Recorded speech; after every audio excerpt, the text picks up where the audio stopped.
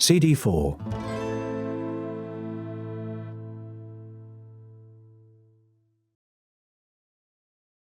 Chapter 13.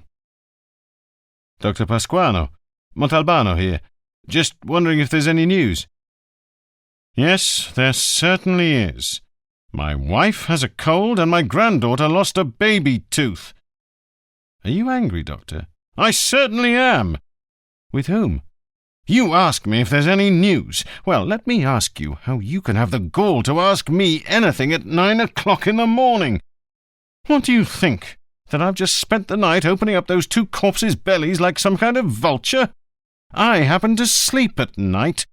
And at the moment I'm working on that guy who drowned around terracotta, who didn't drown at all, since before being tossed into the sea he'd been stabbed 3 times in the chest. Shall we make a bet, Doctor? On what?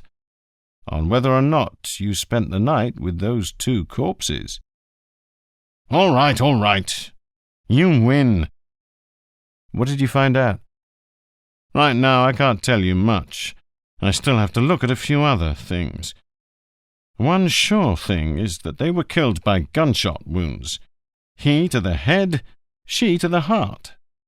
You couldn't see the woman's wound because his hand was covering it.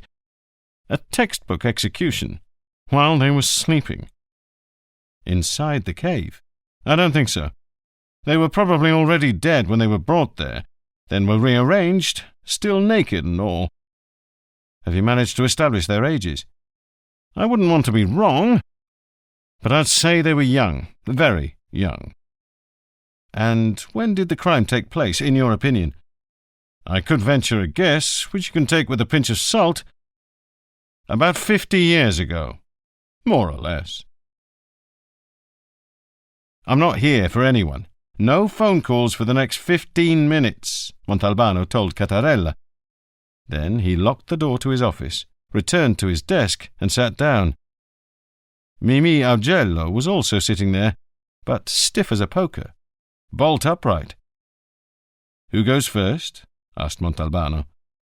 I do, said Augello, since it was I who asked to talk to you. Because I think it's time I said something.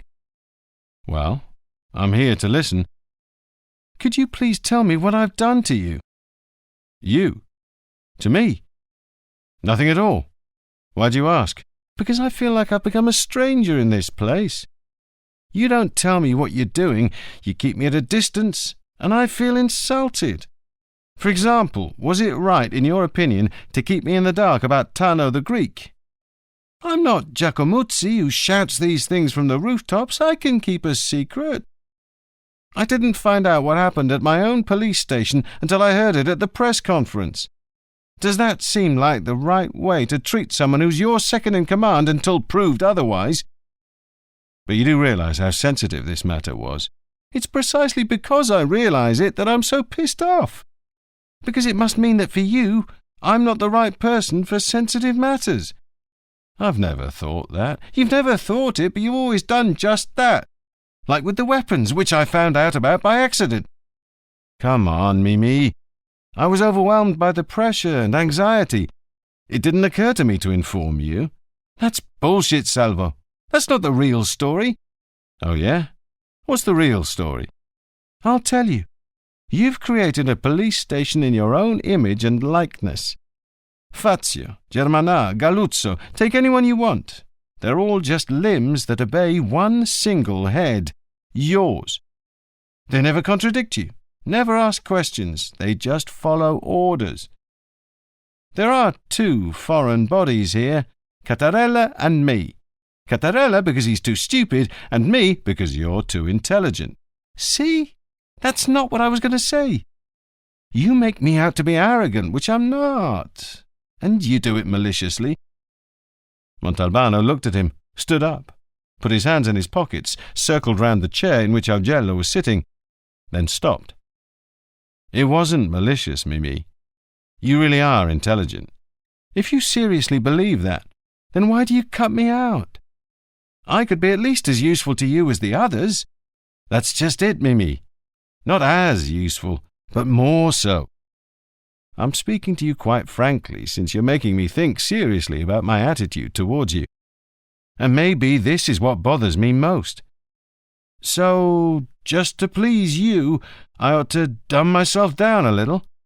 Listen, if you want to have it out with me, let's go. That's not what I meant. The fact is that over the course of time, I've realized I'm sort of a solitary hunter. I'm sorry if that sounds idiotic. Maybe it's not the right term, because I do like to go hunting with others, but I want to be the only one to organize the hunt. That's the one necessary precondition for making my brain function properly. An intelligent observation made by someone else merely upsets me. It throws me off, sometimes for a whole day, and can even prevent me from following my own train of thought. I get it, said Augello. Actually, I got it some time ago, but I wanted to hear you say it yourself. So, I'm telling you now without any hostility or hard feelings. I'm going to write to the commissioner today and request a transfer. Montalbano looked him over, drew near, and leaned forward, putting his hands on Augello's shoulders. Will you believe me if I tell you that would hurt me very deeply? So fucking what? Mimi exploded. Do you expect everyone to give you everything? What kind of man are you? First you treat me like shit, then you try the affectionate approach. Do you realize how monstrously egotistical you are? Yes, I do, said Montalbano. Allow me to introduce Mr. Buruano, the accountant who so kindly consented to come here with me today, said Headmaster Burgio with stuffed shirt ceremoniousness. Please, sit down, said Montalbano, gesturing towards two small old armchairs in a corner of the room, which were reserved for distinguished guests. For himself, he pulled up one of the two straight-backed chairs in front of his desk, normally reserved for people who were decidedly undistinguished. These last few days, I feel it's been up to me to correct, or at least clarify, what gets said on television, Burgio began. Then correct and clarify, Montalbano said, smiling. Mr. Buruano and I are almost the same age. He's 4 years older, but we remember the same things. Montalbano heard a note of pride in the headmaster's voice. There was good reason for it. The twitchy Buruano, who was a bit milky-eyed to boot, looked at least 10 years older than his friend. You see, right after the Televigata news, which showed the inside of the cave in which they found the— Excuse me for interrupting, but the last time we spoke you mentioned the weapons cave, but said nothing about this other cave. Why? Because I simply didn't know it existed. Lillo never said anything about it to me. Anyway, right after the news, I called Mr. Buruano, because I'd seen that statue of the dog before, and I wanted confirmation. The dog. That was why it appeared in his nightmare, because the headmaster had alluded to it on the phone. Montalbano felt overcome by a childish feeling of gratitude. Would you gentlemen like some coffee, eh? A cup of coffee? They make it so well at the corner cafe. The two men shook their heads in unison. An orangeade, Coca-Cola, beer. If they didn't stop him, he would soon be offering them 10,000 lire each. No, thank you, we can't drink anything. Old age, you know, said Burgio. All right, then. Tell me your story. It's better if Mr. Buruano tells it. From February 1941 to July 1943, the accountant began, though still very young, I was podestà of Vigata. Either because fascism claimed to like the young, in fact it liked them so much it ate them all, roasted or frozen, made no difference, or because the only people left in town were women, children, and the elderly. Everybody else was at the front. I couldn't go because I was consumptive. I really was. I was too young to be sent to the front, Burgio interjected, to avoid any misunderstanding. Those were terrible times. The British and Americans were bombing us every day. In one 36-hour period, I counted 10 bombing raids. Very few people were left in town. Most had been evacuated, and we were living in the shelters that had been dug into the hill of Marl above the city. Actually, they were tunnels with 2 exits, very safe. We even took our beds in there. Vigata's grown a lot over the years. It's no longer the way it was back then, a handful of houses around the port and a strip of buildings between the foot of the mountain and the sea. Up on the hill, the Piano Lanterna, which today looks like New York with its high rises, had just 4 structures along a single road which led to the cemetery and then disappeared into the countryside. The enemy aircraft had 3 targets: the power station, the port with its warships and merchant ships, and the anti-aircraft and naval batteries along the ridge of the hill. When it was the British overhead, things went better than with the Americans. Montalbano was impatient.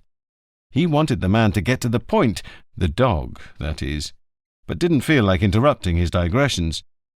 Went better in what sense, Mr. Buruano? It was still bombs they were dropping. Lost within some memory, Buruano had fallen silent, and so Headmaster Burgio spoke for him. The British, how shall I say, played more fairly. When they dropped their bombs, they tried to hit only military targets, whereas the Americans dropped them helter-skelter, come what may.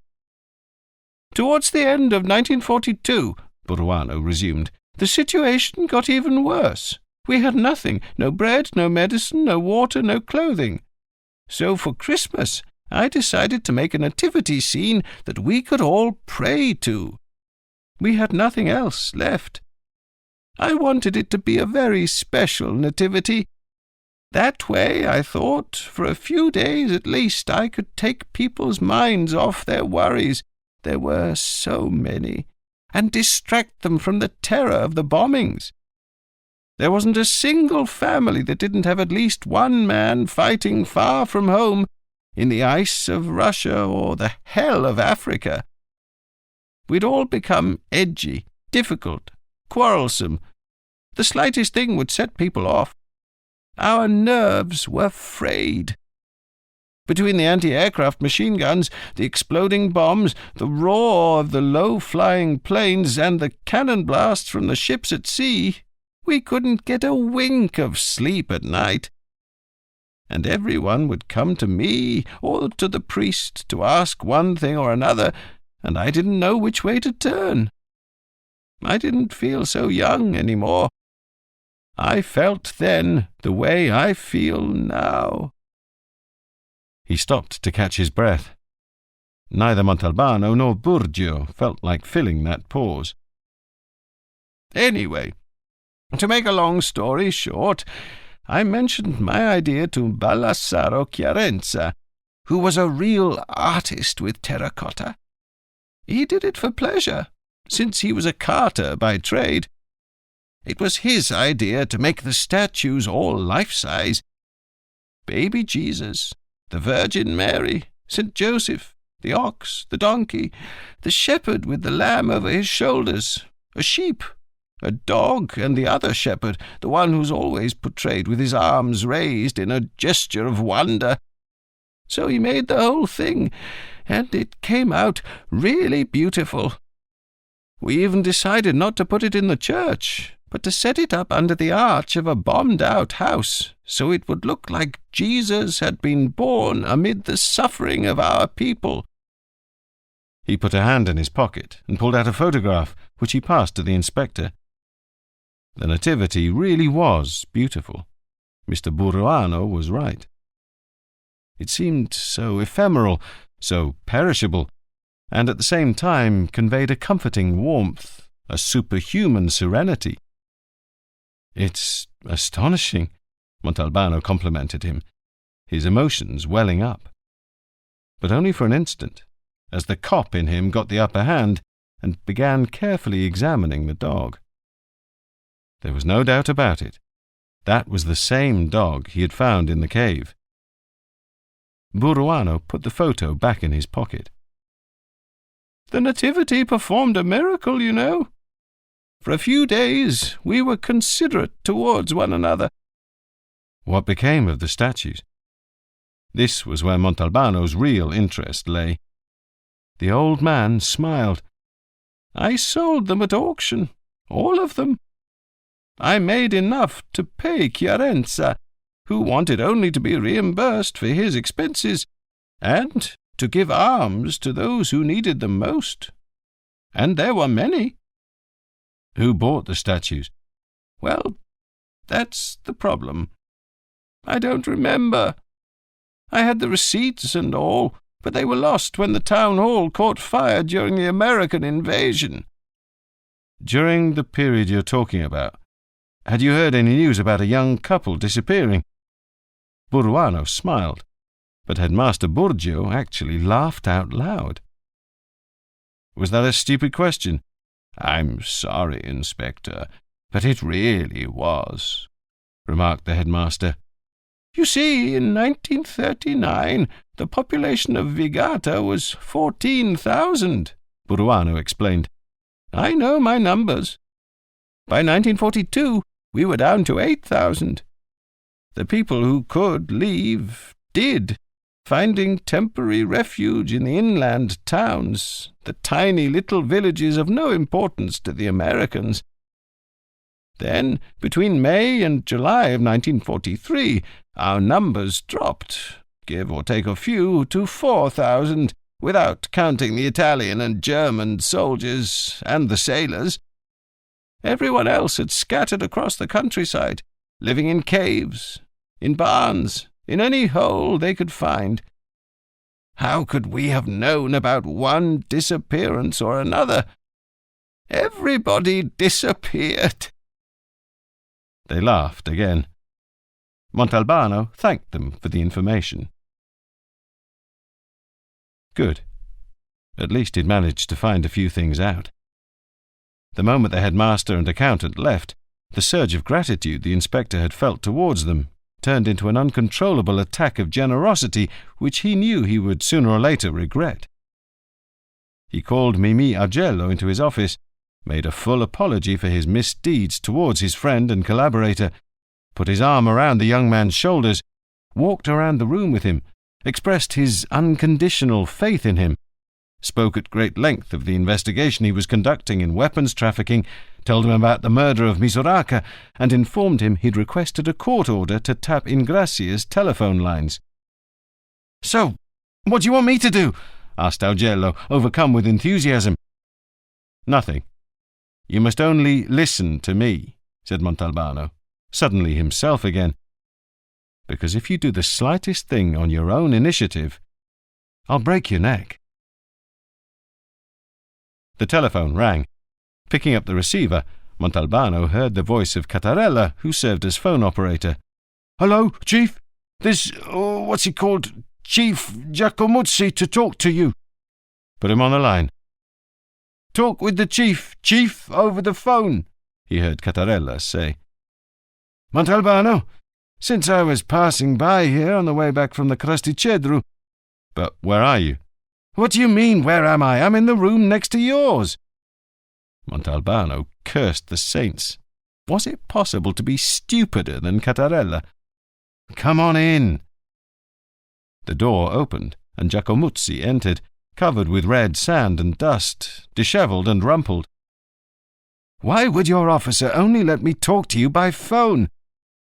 "Giacomo, what's more idiotic, Carnival or the people who celebrate it? Don't you know what Cattarella's like? You should have just given him a kick in the pants and come in." "I've finished my examination of the cave. I had the sand sifted. Worse than the gold seekers in American movies. We found absolutely nothing. And that can mean only one thing, since Pasquano told me they both had entrance and exit wounds." "That the two were shot somewhere else." "Right. If they'd been killed in the cave, we would have found the bullets. Oh, And another thing, rather odd. The sand inside the cave was mixed together with very tiny fragments of snail shells. There must have been thousands of the creatures in there. Jesus, Montalbano muttered. The dream, the nightmare, Livia's naked body with the slimy things crawling over her. What could it mean? He brought a hand to his forehead and found it drenched in sweat. "Are you ill?" asked Giacomuzzi, concerned. "It's nothing, a little dizziness. I'm tired, that's all." "Call Cattarella and have him bring you a cordial from the cafe." "Cattarella? Are you joking? Once, when I asked him to bring me an espresso, he brought me a postal envelope." Giacomuzzi put 3 coins on the desk. "These were from the bowl. I sent the rest to the lab. They won't be of any use to you. You can keep 'em as souvenirs." Chapter 14. With Adelina, it was possible for an entire season to go by without the two of them ever seeing each other. Every week Montalbano would leave shopping money for her on the kitchen table, and every 30 days her monthly wages. Between them, however, a tacit system of communication had developed. When Adelina needed more shopping money, she would leave the caruso, the little clay money box he had bought at a fair and kept because it looked nice, on the table for him to see. When new supplies of socks or underwear were needed, she would leave a pair on the bed. Naturally, the system did not work in one direction only. Montalbano, too, would tell her things by the strangest means, which she, however, understood. For some time now, the inspector had noticed that when he was tense, troubled, and nervous, Adelina would somehow know it from the way he left the house in the morning, and in these instances she would make special dishes for him to find on his return to lift his spirits. That day, Adelina had been back in action. In the fridge, Montalbano found a squid sauce, dense and black, just the way he liked it. Was there or wasn't there a hint of oregano? He inhaled the aroma deeply before putting it on the heat, but this investigation, too, came to nothing. Once he'd finished eating, he donned his bathing suit with the intention of taking a brief stroll on the beach. After walking only a little while, he felt tired, the balls of his feet sore. Sex standing up and walking on sand will bring any man to a bad end. He'd once had sex standing up, and afterwards did not feel so destroyed as the proverb implied, whereas it was true that if you walked on sand, even the firm sand nearest the sea, you tired quickly. He glanced at his watch and was amazed. Some little while he'd been walking for 2 hours. He collapsed on the beach. "Inspector! Inspector!" The voice came from far away. He struggled to his feet and looked out at the sea, convinced that someone must be calling him from a boat or dinghy. But the sea was deserted all the way to the horizon. "Inspector, over here! Inspector!" He turned around. It was Tortorella, waving his arms from the highway that for a long stretch ran parallel to the beach. As Montalbano quickly washed and dressed, Tortorella told him they'd received an anonymous telephone call at the station. "Who took the call?" asked Montalbano. If it was Cattarella, who knows what hair-brained idiocies he might have understood or reported. "Don't worry," said Tortorella, smiling, having guessed what his chief was thinking. "He'd gone out to the bathroom for a minute, and I was manning the switchboard for him." The voice had a Palermo accent, putting I's in the place of R's, but he might have been doing it on purpose. "He said we would find some bastard's corpse at the pasture inside a green car." "Who went to check it out?" "Fazio and Galuzzo did, and I raced over here to get you." "I'm not sure that was the right thing. Maybe the phone call was only a joke." What a bunch of jokers we Sicilians are. Montalbano arrived at the pasture at 5 o'clock, the hour of what Gege called the changing of the guard, the time of day when the unpaid couples, that is, lovers, adulterers, boyfriends and girlfriends, got off, in every sense, thought Montalbano, giving way to Jeje's flock, bitchin' blondes from Eastern Europe, Bulgarian transvestites, ebony Nigerian nymphs, Brazilian viados, Moroccan queens, and so on in procession, a veritable UN of cock, arse, and cunt. And there indeed was the green car, trunk open, surrounded by 3 carabinieri vehicles. Fazio's car was stopped a short distance away. Montalbano got out, and Galuzzo came up to him. "We got here late." They had an unwritten understanding with the national police. Whoever arrived first at the scene of a crime would shout, "Bingo!" and take the case.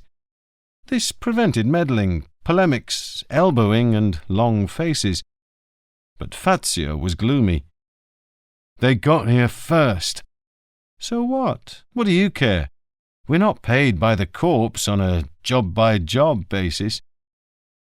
By a strange coincidence, the green car was right next to the same bush beside which an outstanding corpse had been found a year earlier, a case in which Montalbano had become very involved. The lieutenant of the Carabinieri, who was from Bergamo and went by the name of Donizetti, approached, and they shook hands. "We were tipped off by a phone call," said the lieutenant. Someone had really wanted to make sure the body was found. The inspector studied the curled-up corpse in the trunk. The man appeared to have been shot only once, with the bullet entering his mouth, shattering his teeth and lips, and exiting through the back of the neck, opening a wound the size of a fist. Montalbano didn't recognize the face. "I'm told you know the manager of this open-air whorehouse?" the lieutenant inquired with some disdain. "Yes, he's a friend of mine," Montalbano replied in a tone of obvious defiance. "Do you know where I could find him?" "At home, I would imagine." "He's not there." "Excuse me, but why do you think I can tell you where he is? You're his friend. You said so yourself." "Oh, and I suppose you can tell me at this exact moment where all your friends from Bergamo are and what they're doing." Cars were continually arriving from the main road, turning onto the pasture's small byways, noticing the swarm of Carabinieri squad cars shifting into reverse and quickly returning to the road they'd come from. The blondes from the east, Brazilian viados, Nigerian nymphs, and the rest of the gang were coming to work, smelling something fishy, and scattering in every direction. It promised to be a miserable night for Jeje's business. The lieutenant walked back towards the green car. Montalbano turned his back to him, and without saying a word, returned to his own vehicle. He said to Fazio, "You and Galuzzo stay here. See what they're doing and what they find out. I'm going to the station." Montalbano stopped in front of Sarcuto's stationery and bookshop, the only one in Vigata that was true to its sign. The other 2 sold not books, but satchels, notebooks, and pens. He remembered he'd finished the Vasquez Montalban novel, and had nothing else to read. "We've got the new book on Falcone and Borsellino," Signora Sarcuto announced as soon as she saw him enter. She still hadn't understood that Montalbano hated books that talked about the mafia, murder, and mafia victims. He didn't know why she couldn't grasp this, since he never bought them and didn't even read their jacket copy. He bought a book by Luigi Consolo, who'd won an important literary prize some time before. After he'd taken a few steps outside, the book slid out from under his arm and fell onto the pavement. He bent down to pick it up, then got back in his car. At headquarters, Cattarella told him there was no news. Montalbano obsessively wrote his name in every book he bought. As he reached for one of the pens on his desk, his eye fell on the coins that Giacomuzzi had left him. The first one, a copper coin dated 1934, had the king's profile and the words Victor Emmanuel III, King of Italy, on one side, and a spike of wheat and C5, 5 centesimi, on the other. The second coin, dated 1936 and also copper, was a little bigger and had the same king's head with the same words on one side and a bee resting on a flower with the letter C and the number 10 centesimi, on the other. The third was made of a light metal alloy, with the inevitable king's head and accompanying words on one side, on the other an eagle displayed, with a Roman fasces partly visible behind it. This side also had 4 inscriptions: L.I., which meant 1 lira, Italia, which meant Italy, 1942, which was the date of minting, and XX, which meant year 20 of the fascist era. As he was staring at this last coin, Montalbano remembered what it was he had seen when bending down to pick up the book he'd dropped in front of the bookshop. He'd seen the front window of the shop next door, which featured a display of antique coins. He got up from his desk, informed Cattarella he was going out and would be back in half an hour at the most, and headed off to the shop on foot. It was called Things, and things were what it sold: desert roses, stamps, candlesticks, rings, brooches, coins, semi-precious stones. He went inside, and a neat, pretty girl welcomed him with a smile. Sorry to disappoint her, the inspector explained that he wasn't there to buy anything, but since he'd seen some ancient coins displayed in the window, he wanted to know if there was anyone there in the shop or in Vigata with expertise in numismatics. "Of course there is," said the girl, still smiling delightfully. "There's my grandfather." "Where might I disturb him?" "You wouldn't be disturbing him at all. Actually, he'd be happy to help you. He's in the back room. Just wait a moment while I go and tell him." He hadn't even had time to look at a hammerless, late 19th century pistol when the girl reappeared. "You can go inside." The back room was a glorious jumble of old phonographs with horns, prehistoric sewing machines, copying presses, paintings, prints, chamber pots, and pipes. And it was entirely lined with bookshelves on which sat, higgledy-piggledy, an assortment of incunabula, parchment-bound tomes, lampshades, umbrellas, and opera hats. In the middle of it all was a desk with an old man sitting behind it, an Art Nouveau lamp shedding light on his labours. He was holding a stamp with a pair of tweezers and examining it under a magnifying glass. "What is it?" he asked gruffly, without looking up. Montalbano laid the 3 coins down in front of him. The old man took his eyes momentarily off the stamp and glanced distractedly at them. "Worthless," he said.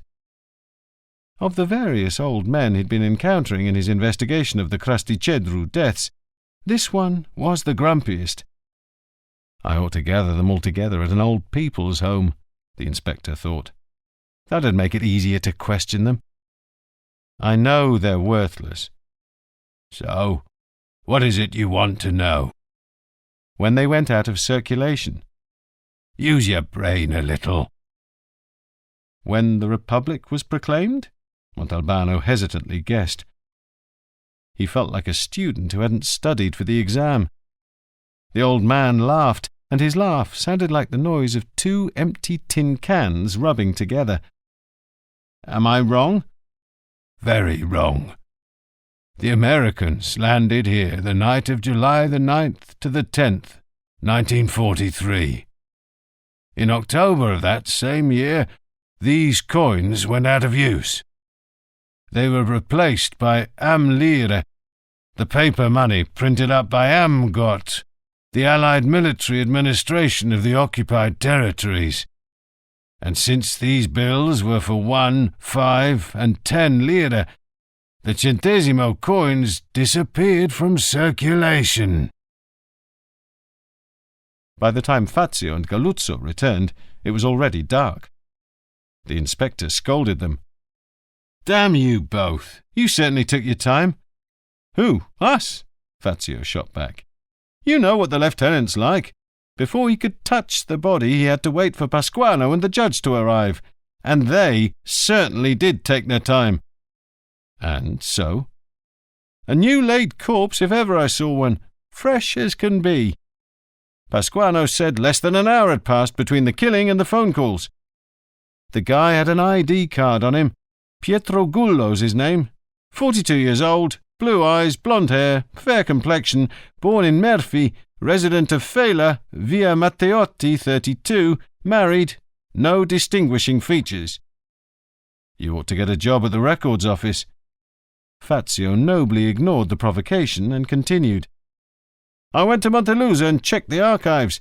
This Gullo had an uneventful youth, 2 robberies and a brawl. Then he straightened himself out, at least apparently. He dealt in grain. I really appreciate you seeing me right away, Montalbano said to Headmaster Burgio, who had answered the door. What are you saying? The pleasure's all mine. He let the inspector in, led him into the living room, and asked him to sit down. Angelina! The headmaster called. A tiny old woman appeared, curious about the unexpected visit, looking smart and well-groomed, her lively, attentive eyes sparkling behind thick glasses. The old people's home, thought Montalbano. Allow me to introduce my wife, Angelina. Montalbano gave her an admiring bow.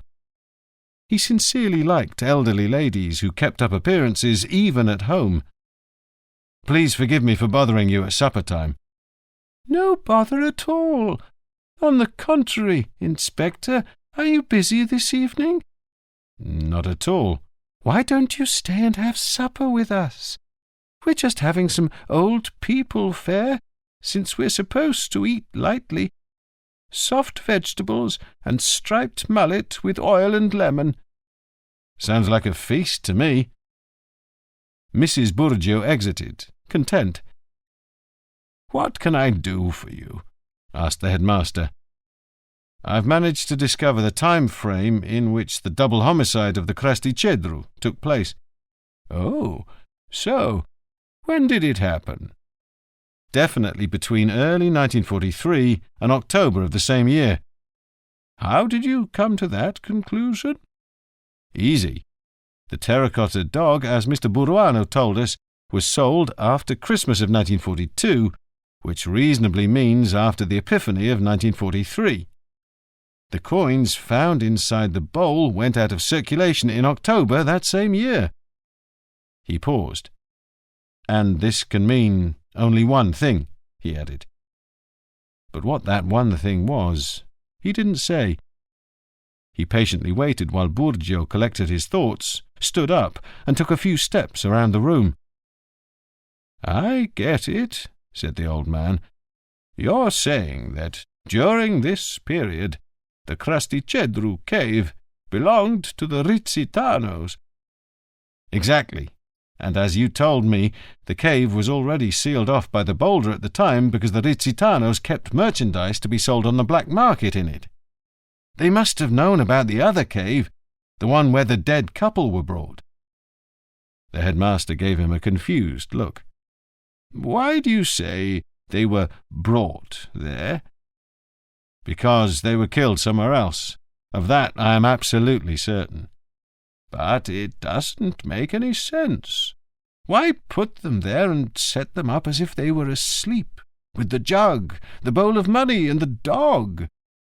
I've been asking myself the same question, and maybe the only person who could tell us something is your friend Lillo Rizzitano.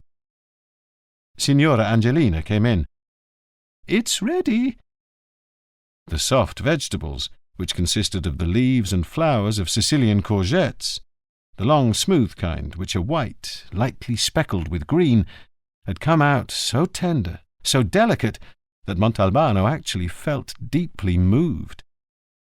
With each bite he could feel his stomach purifying itself, turning clean and shiny the way he'd seen happen with certain fakirs on television. How do you find them? Asked Signora Angelina. Beautiful, said Montalbano. Seeing the couple's surprise, he blushed and explained himself. I'm sorry, sometimes I abuse my adjectives. The striped mullet, boiled and dressed in olive oil, lemon and parsley, was every bit as light as the vegetables. Only when the fruit was brought to the table did the headmaster come back to the question Montalbano had asked him, but not before he'd had his say on the problem of the schools and the reform the new Minister of Education had decided to carry out, which would abolish mandatory secondary school attendance. "In Russia, at the time of the Tsars," said Burgio, "they had secondary schools, though they called them whatever they're called in Russian. In Italy, it was Gentile who called them lyceums when he instituted his own reform, which placed humanistic studies above all others. Well, Lenin's communists, being the kind of communists they were, didn't have the courage to abolish secondary schools. Only an upstart, a semi-illiterate nonentity like our minister could conceive of such a thing. What's he called? Guastella?" "Vastella," said Signora Angelina. Actually, he was called something else as well, but the inspector refrained from pointing this out. "Lillo and I were friends in everything, but not in school, since he was a few years ahead of me. When I entered my 3rd year of lyceum, he had just graduated. On the night of the American landing, Lillo's house, which was at the foot of the Cresto, was destroyed. From what I was able to find out, once the storm had passed, Lillo had been at home alone and was seriously injured. A peasant saw some Italian soldiers putting him on a truck. He was bleeding profusely. That was the last I heard of Lillo. I haven't had any news since, though God knows I've searched far and wide." "Is it possible nobody from his family survived?" "I don't know." The headmaster noticed that his wife looked lost in thought, absent, her eyes half closed. "Angelina!" Burgio called. The old woman roused herself, then smiled at Montalbano. "Forgive me. My husband says I've always been a woman of fantasy, but he doesn't mean it as a compliment. He means I sometimes let my fantasies run away with me." Chapter 15. When he returned home after supper with the Burgios, it wasn't even 10 o'clock. Too early to go to bed.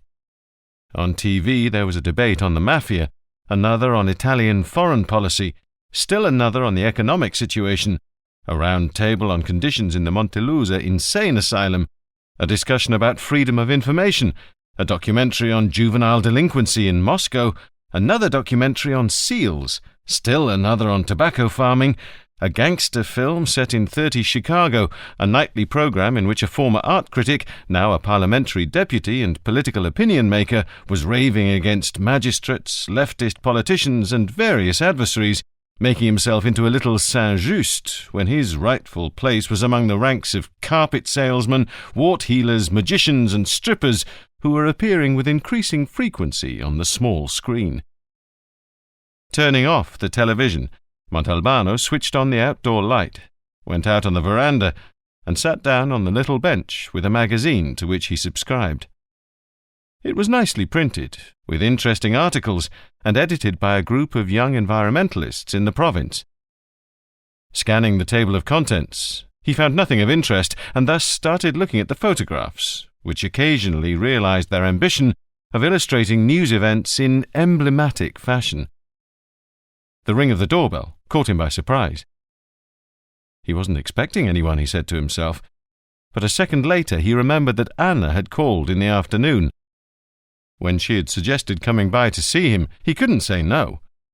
He felt indebted to the girl for having used her, contemptibly he had to admit, in that whole story he'd concocted to save Ingrid from persecution by her father-in-law. Anna kissed him on each cheek and handed him a package.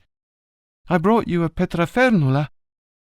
This was a cake, now very hard to find, which Montalbano loved, but it was anyone's guess why the pastry shops had stopped making it. "I had to go to Mitica for work and saw it in a window, so I bought it for you. Careful with your teeth."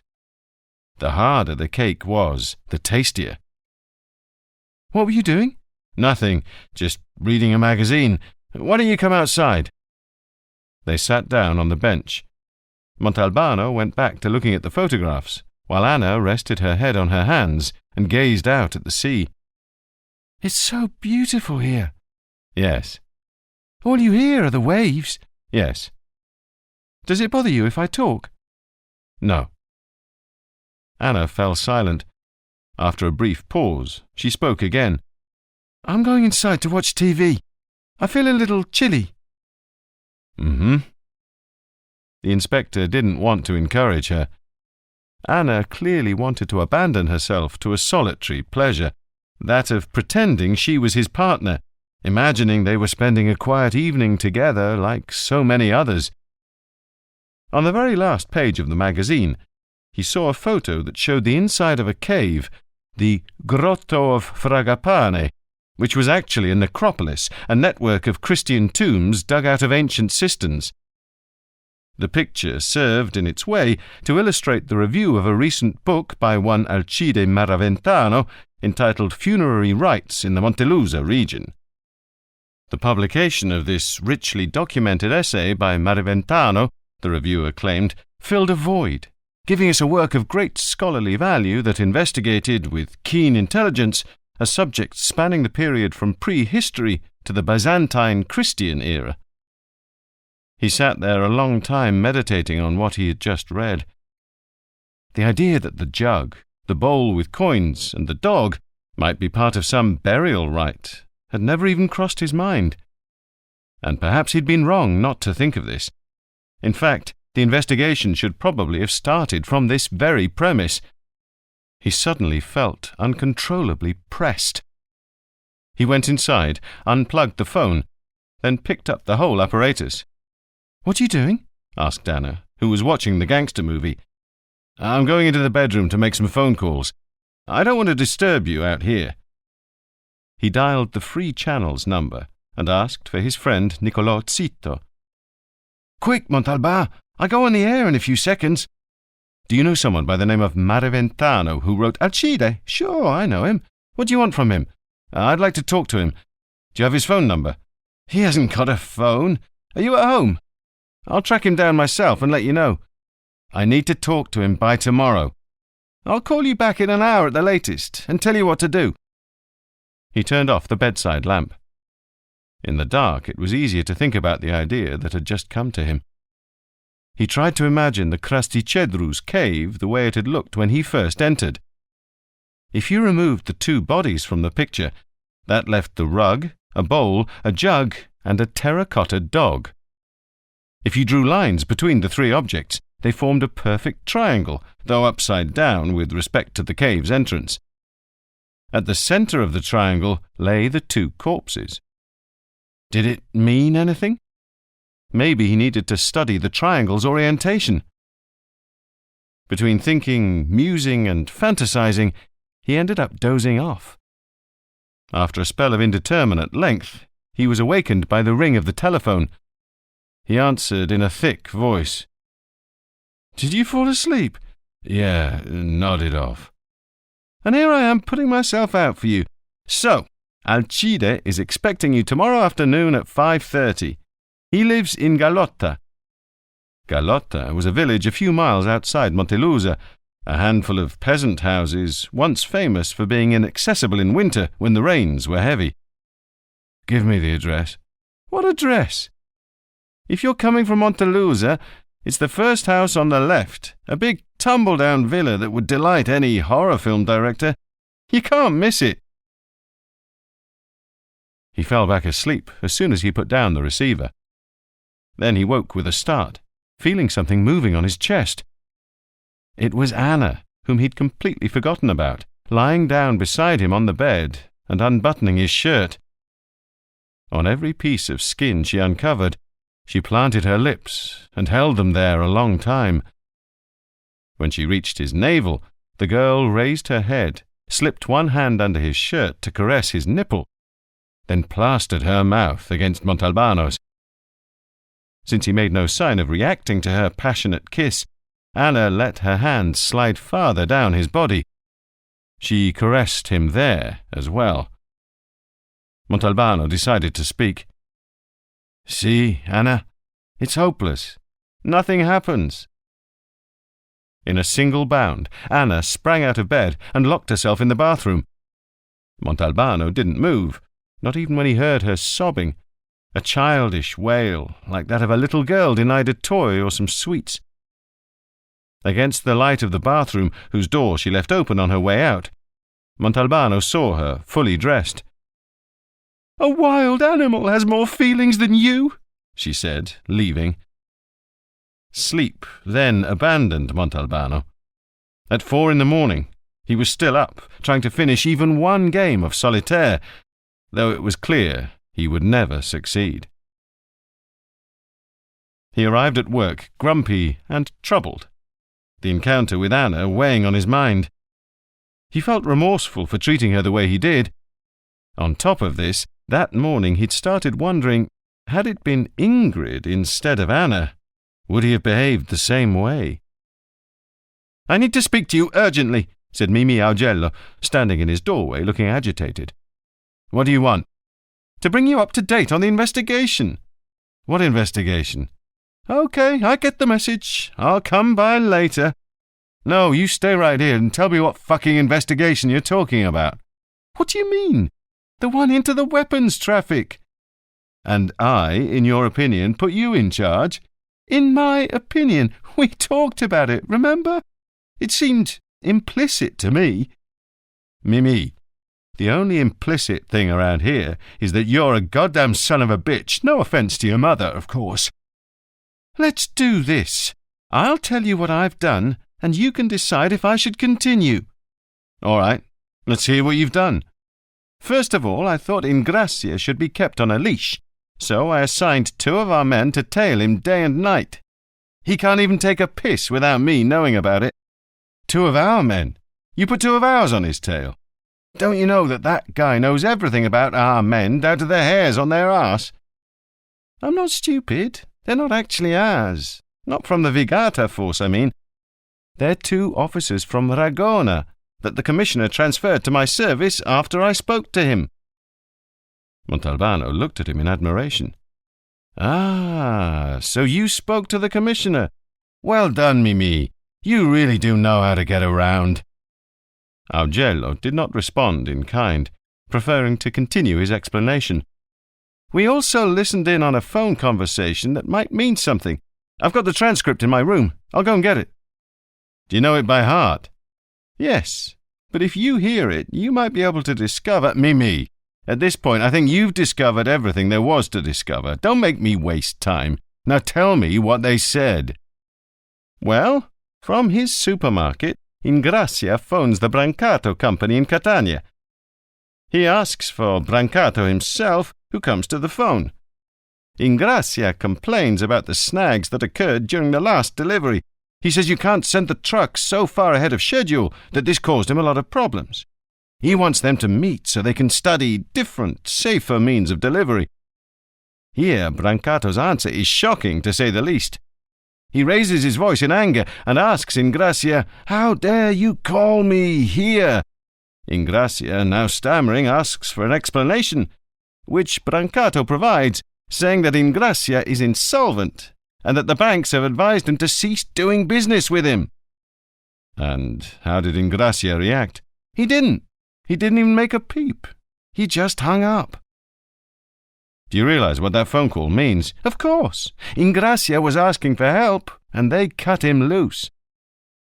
"Stay on top of Ingracia." "I already am, as I told you." There was a pause. "What should I do?" continued Mimi. "Continue the investigation." Montalbano wouldn't answer. "You're such a fucking jerk," commented Augello. "Salvo, are you alone in your office? Can I speak openly?" "Yes. Where are you calling from?" "From home. I'm in bed with a bit of fever." "I'm sorry." "Well, you shouldn't be. It's one of those growing fevers." "I don't understand. What do you mean?" "It's one of those fevers little children get. They last 2 or 3 days, around 101 or 102 degrees, no cause for alarm. It's natural, it's a growing fever. When it passes, the child has grown an inch or so, and I'm sure that when my fever is over, I too will have grown.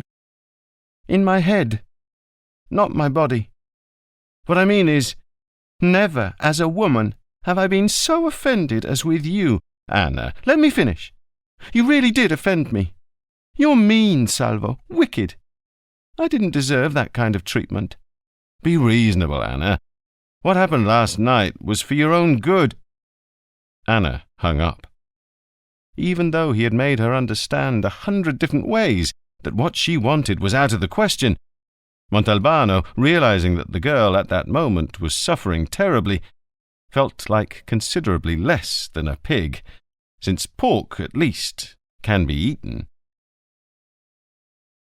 Montalbano easily found the villa upon entering Gallotta, but it did not seem possible to him that anyone could live in that ruin.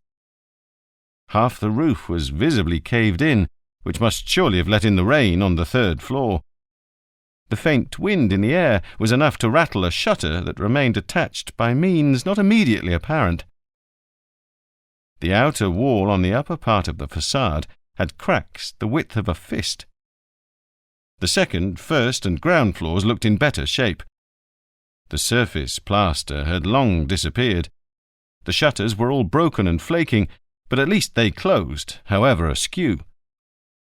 There was a wrought-iron gate, half open and leaning outward, apparently in this position since time immemorial, amid weeds and peaty soil. The yard was an amorphous mass of contorted trees and dense shrubbery, a thick, closely knit tangle. He proceeded up the path of disconnected stones and stopped when he reached the peeling front door. Darkness was already falling. The switch from daylight time to standard time really did shorten the days. There was a doorbell, and he rang it. Or rather, he pushed it, since he heard no sound whatsoever, not even far away. He tried again, before realizing that the doorbell hadn't worked since the discovery of electricity.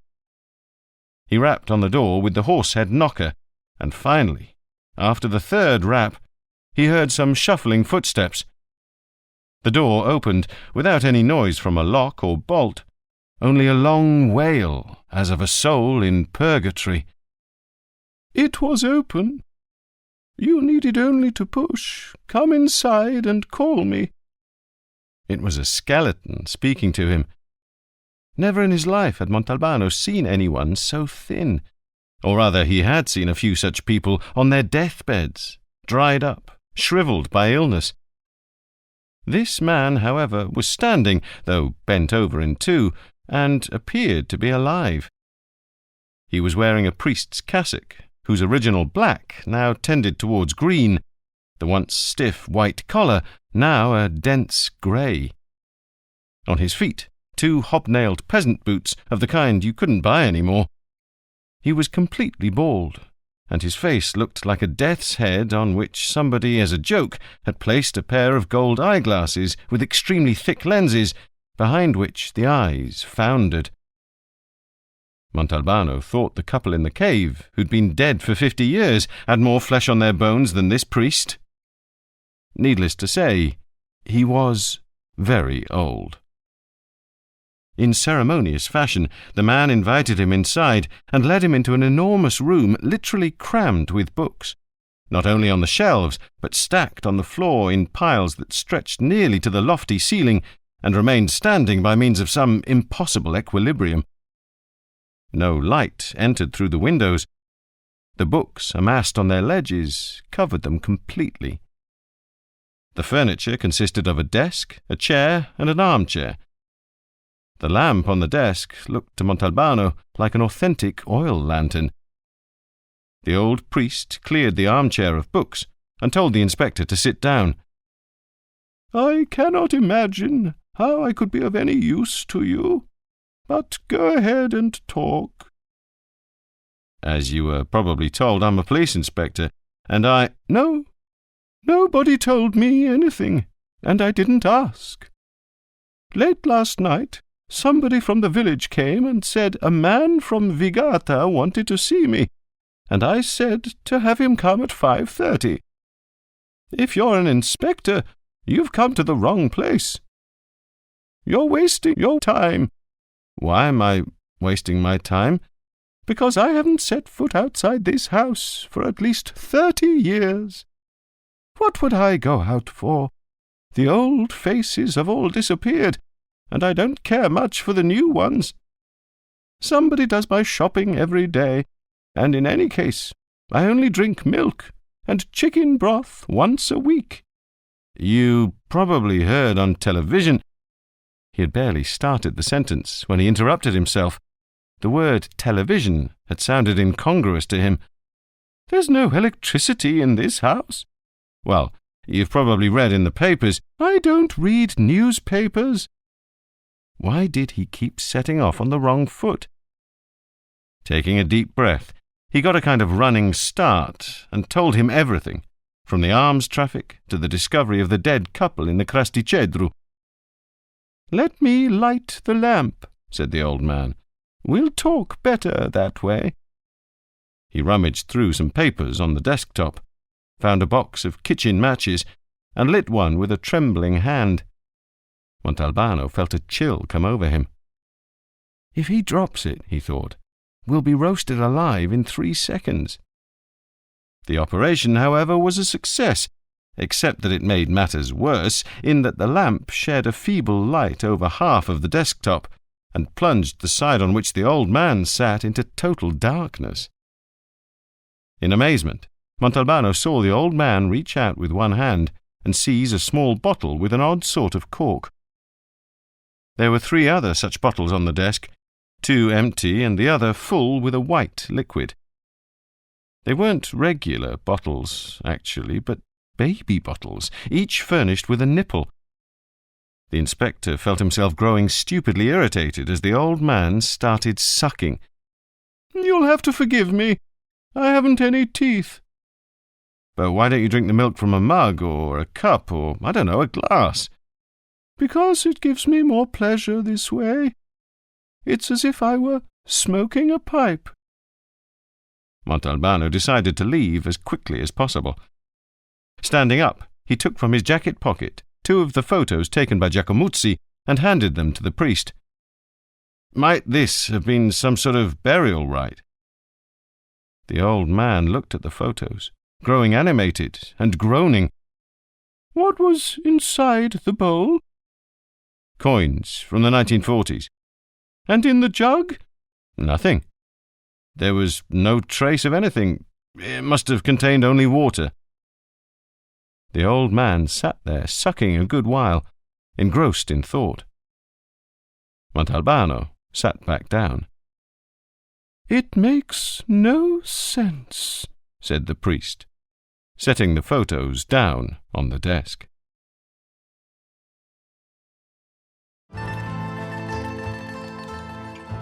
This is the end of CD 4. The book continues on CD 5.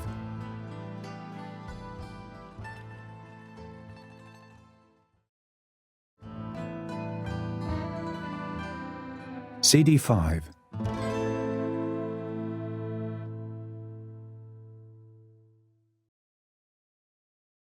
Chapter 16. Montalbano was at the end of his rope. Bombarded with questions by the priest, he felt his thoughts growing confused, and what was worse, every time he was unable to answer, Alcide Maraventano made a kind of whining sound, and in protest began sucking louder than usual. He was already working on his 2nd baby bottle. In what directions were the heads of the dead pointed? Was the jug made of absolutely normal clay or some other material? How many coins were there inside the bowl? Exactly how far from the 2 bodies were the jug, bowl, and terracotta dog? At last, the 3rd degree ended. "It makes no sense." The interrogation's conclusion confirmed precisely what the priest had immediately surmised at the start. The inspector, with a certain, not very well concealed relief, thought he could now get up, take his leave, and go. "Wait! What's the hurry?" Montalbano sat back down, resigned. "It's not a funerary rite, but maybe it's something else." All at once, the inspector roused himself from his lethargy and regained full possession of his mental faculties. This Maraventano was a thinking mind. "Tell me, I'd much appreciate your opinion." "Have you read Umberto Eco?" Montalbano began to sweat. Jesus, now he's giving me a literature exam, he thought. But he managed to say, "I've read his first novel and the 2 small diaries, which seemed to me—" "Well, I haven't. I don't know the novels. I was referring to the treatise of general semiotics, a few of whose passages might be of use to us." "I'm embarrassed to say I haven't read it." "And I suppose you haven't read Kristeva's Semioticae either?" "No, and I have no desire to," said Montalbano, starting to feel angry. He was beginning to suspect that the old man was pulling his leg. "All right, then," said Alcide Maraventano, sighing. "I'll give you a down-to-earth example." "Something on my level," Montalbano muttered to himself. "If you, then, are a police inspector, and you find a man who's been shot and killed, and in whose mouth the killers have placed a stone, what conclusion might you draw?" "That's old stuff, you know," said Montalbano, bent on regaining the upper hand. "Nowadays they murder without giving any explanations." "I see. So for you that stone in the mouth is a kind of explanation?" "Of course." "And what does it mean?" "It means the dead man talked too much, said things he wasn't supposed to say, or was an informer." "Exactly. You, therefore, understood the explanation because you possessed the code of that language, which in this case was a metaphorical language. But if you'd been ignorant of the code, what would you have understood? Nothing. To you, that man would have been a murder victim in whose mouth the killers had inexplicably placed a stone." "I'm beginning to understand." "Now, to return to our discussion. Somebody kills 2 young people for reasons we don't know. He could make the bodies disappear in many different ways, in the sea, underground, under the sand. But no, he puts them in a cave instead. Not only that, but he arranges a bowl, a jug, and a terracotta dog around them. What, therefore, has he done?" "He's made a statement, sent a message," said Montalbano in a soft voice. "That's right, a message which you, however, can't read because you don't possess the code," concluded the priest. "Let me think," said Montalbano. "But the message must have been directed at someone, just not at us, 50 years after the fact." Montalbano thought about this a moment, then stood up. "I'm going to go. I don't want to take up any more of your time. What you've told me has been very valuable to me." "I'd like to be even more useful to you." "How so?" "You just said that nowadays they kill without providing any explanations. There is always an explanation, and it is always provided. Otherwise you wouldn't be in the line of work you're in. It's just that the codes have multiplied and diversified." "Thank you," said Montalbano. For dinner they'd eaten fresh anchovies all'agretto, which Signora Elisa, the commissioner's wife, had cooked with art and skill, the secret of success lying in correctly determining the infinitesimal length of time to keep the pan in the oven. Then, after the meal, the Signora had retired to the living room to watch television, but not before having arranged on the desk in her husband's study a bottle of Chivas, another of bitters, and 2 glasses. While they were eating, Montalbano had spoken enthusiastically of Alcide Maraventano and his peculiar way of life, his erudition, his intelligence. The commissioner, however, had shown only lukewarm curiosity, more out of politeness to his guest than out of real interest. "Listen, Montalbano," he broke in as soon as they were alone. "I can easily understand the sense of urgency you might feel about the 2 murder victims you found in the cave. I dare say I've known you too long not to expect you to become fascinated by a case like this, because it defies explanation, but also, and I think this is the real reason, because even if you were to find the solution, it would prove utterly useless. Just the sort of uselessness that you would find amusing and, excuse me for saying so, almost congenial." "Useless in what way?" "Useless, don't play innocent. To be generous, since 50 or more years have passed, the murderer or murderers are either dead or, in the best of cases, little old men at least 70 years old. Right?" "Right," Montalbano reluctantly agreed. "Therefore, forgive me, because what I'm about to say is not normally part of my vocabulary, but what you're engaged in is not an investigation, but an act of mental masturbation." Montalbano, lacking the strength or arguments to rebut him, took it all in. "Now, I could allow you this little exercise," the Commissioner continued, "if I wasn't afraid you'd end up devoting the best part of your brain power to it, and neglecting other investigations of greater significance and reach." "No, that's not true," the inspector bridled, "but it is. Look, none of this is intended in any way as a reproach. We're here, talking, at my home, between friends.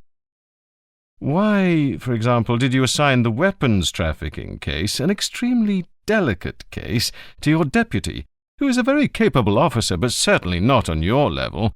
But I haven't assigned him anything. It's he who— Don't be childish, Montalbano. You've been throwing the better part of the investigation on his shoulders, because you're well aware that you can't devote all your energies to it, since 3/4 of your brain are tied up with the other case. Tell me, quite honestly, if you think I'm wrong." "You're right," Montalbano honestly admitted after a pause. "So, let's leave it at that and move on to other matters. Why the hell don't you want me to recommend you for a promotion?" "You really want to keep crucifying me?" He left the Commissioner's house, pleased, with the anchovies all'agretto, but also because he'd managed to obtain a postponement of the recommendation of promotion. There was no rhyme or reason to the arguments he'd cited, but his superior politely pretended to accept them. Could Montalbano very well have told him that the mere idea of a transfer, of a change of habits, gave him a fever? It was still early. His appointment with Gege wasn't for another 2 hours. He dropped by the Free Channel studios, wanting to learn more about Alcide Maraventano. "Extraordinary, isn't he?"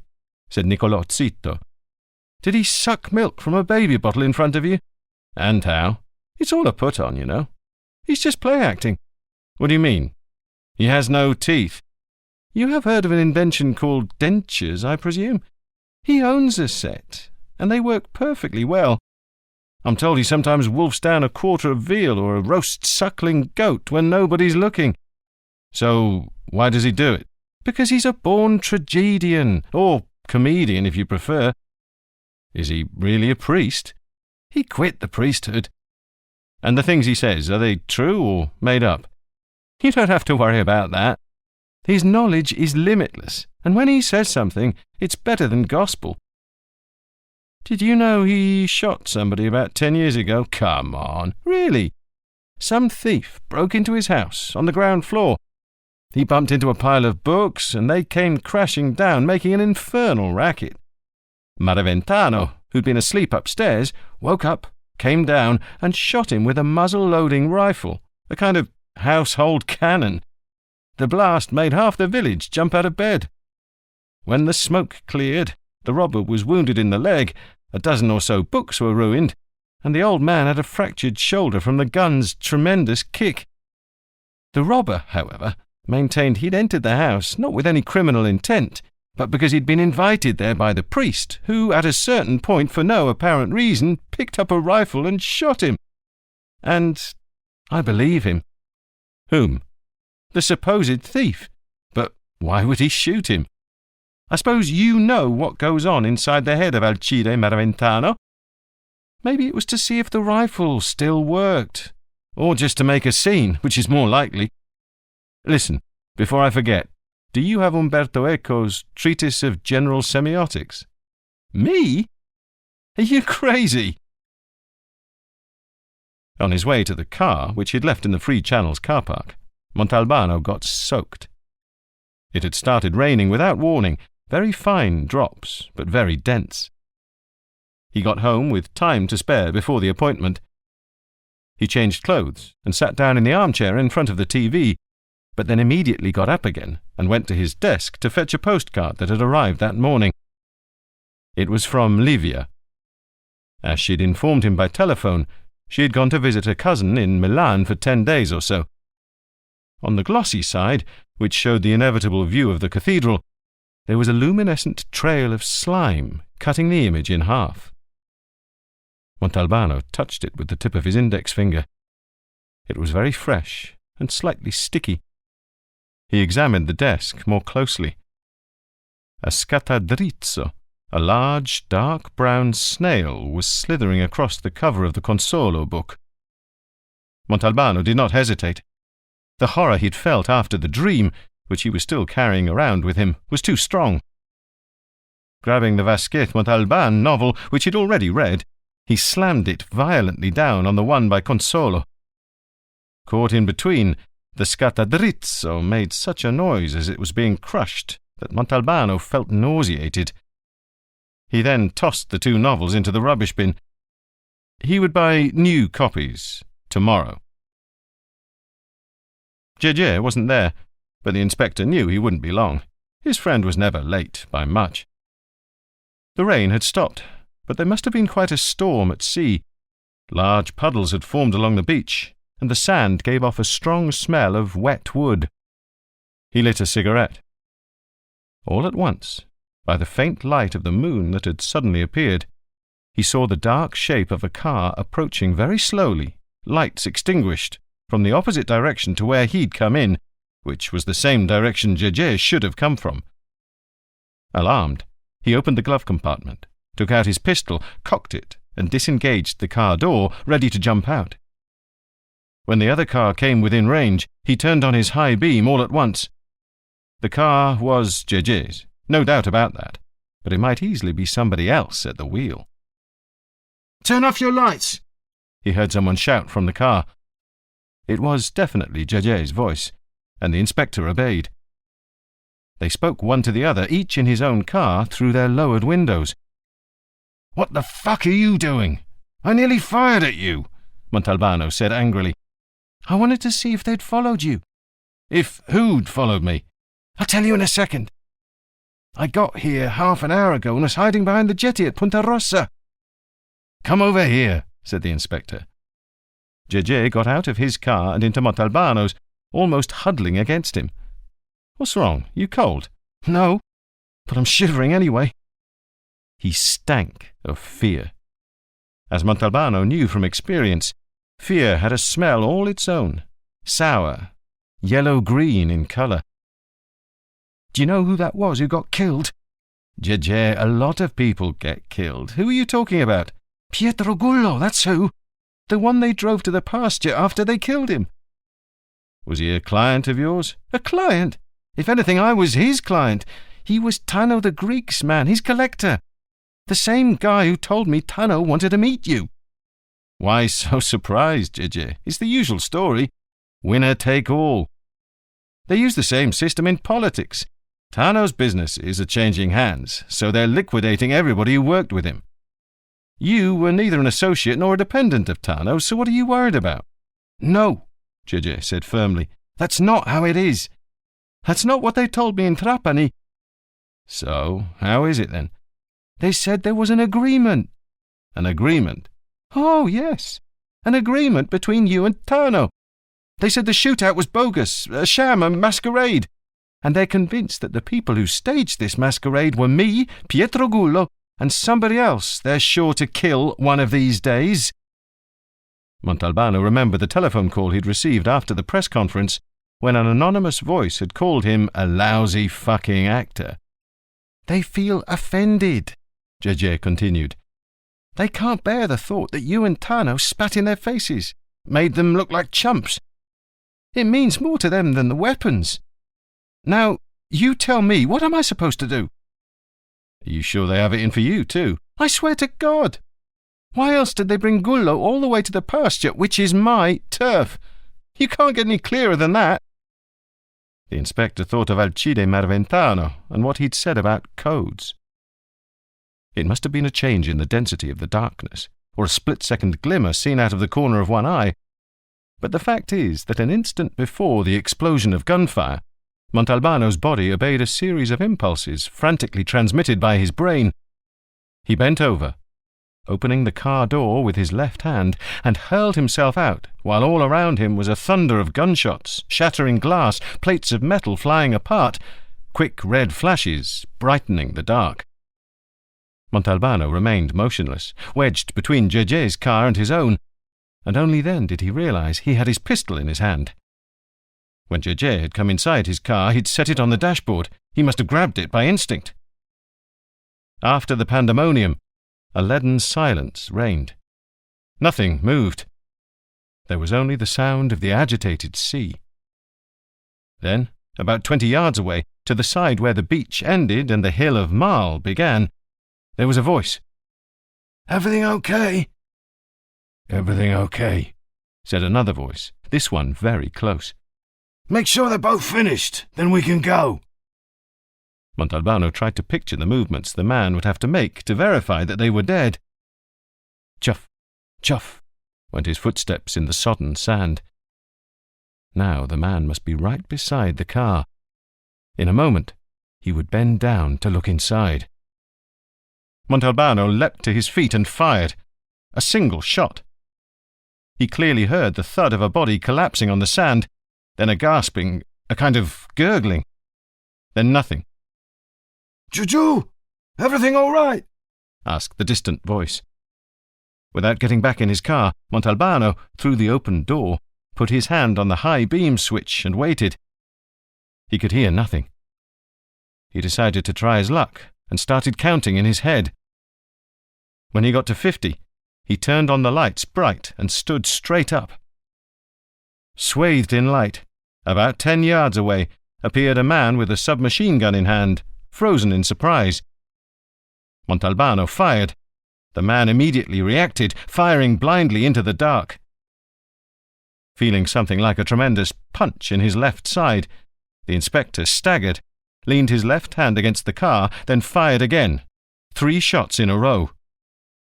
The man sort of jumped in the air, turned around, and started running, as Montalbano saw the white beam of the headlights begin to turn yellow, his eyes clouding over, head spinning. He sat down on the sand, realizing that his legs could no longer support him, and leaned back against the side of the car.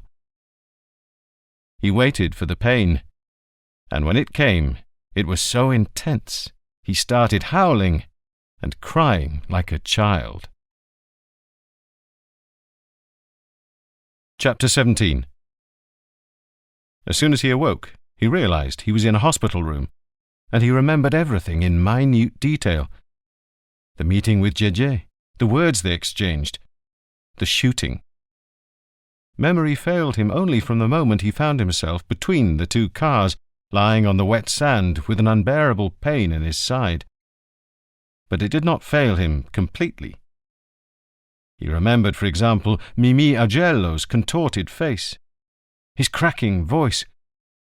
"How do you feel? How do you feel? The ambulance is coming now. It's nothing. Just stay calm." How had Mimi managed to find him?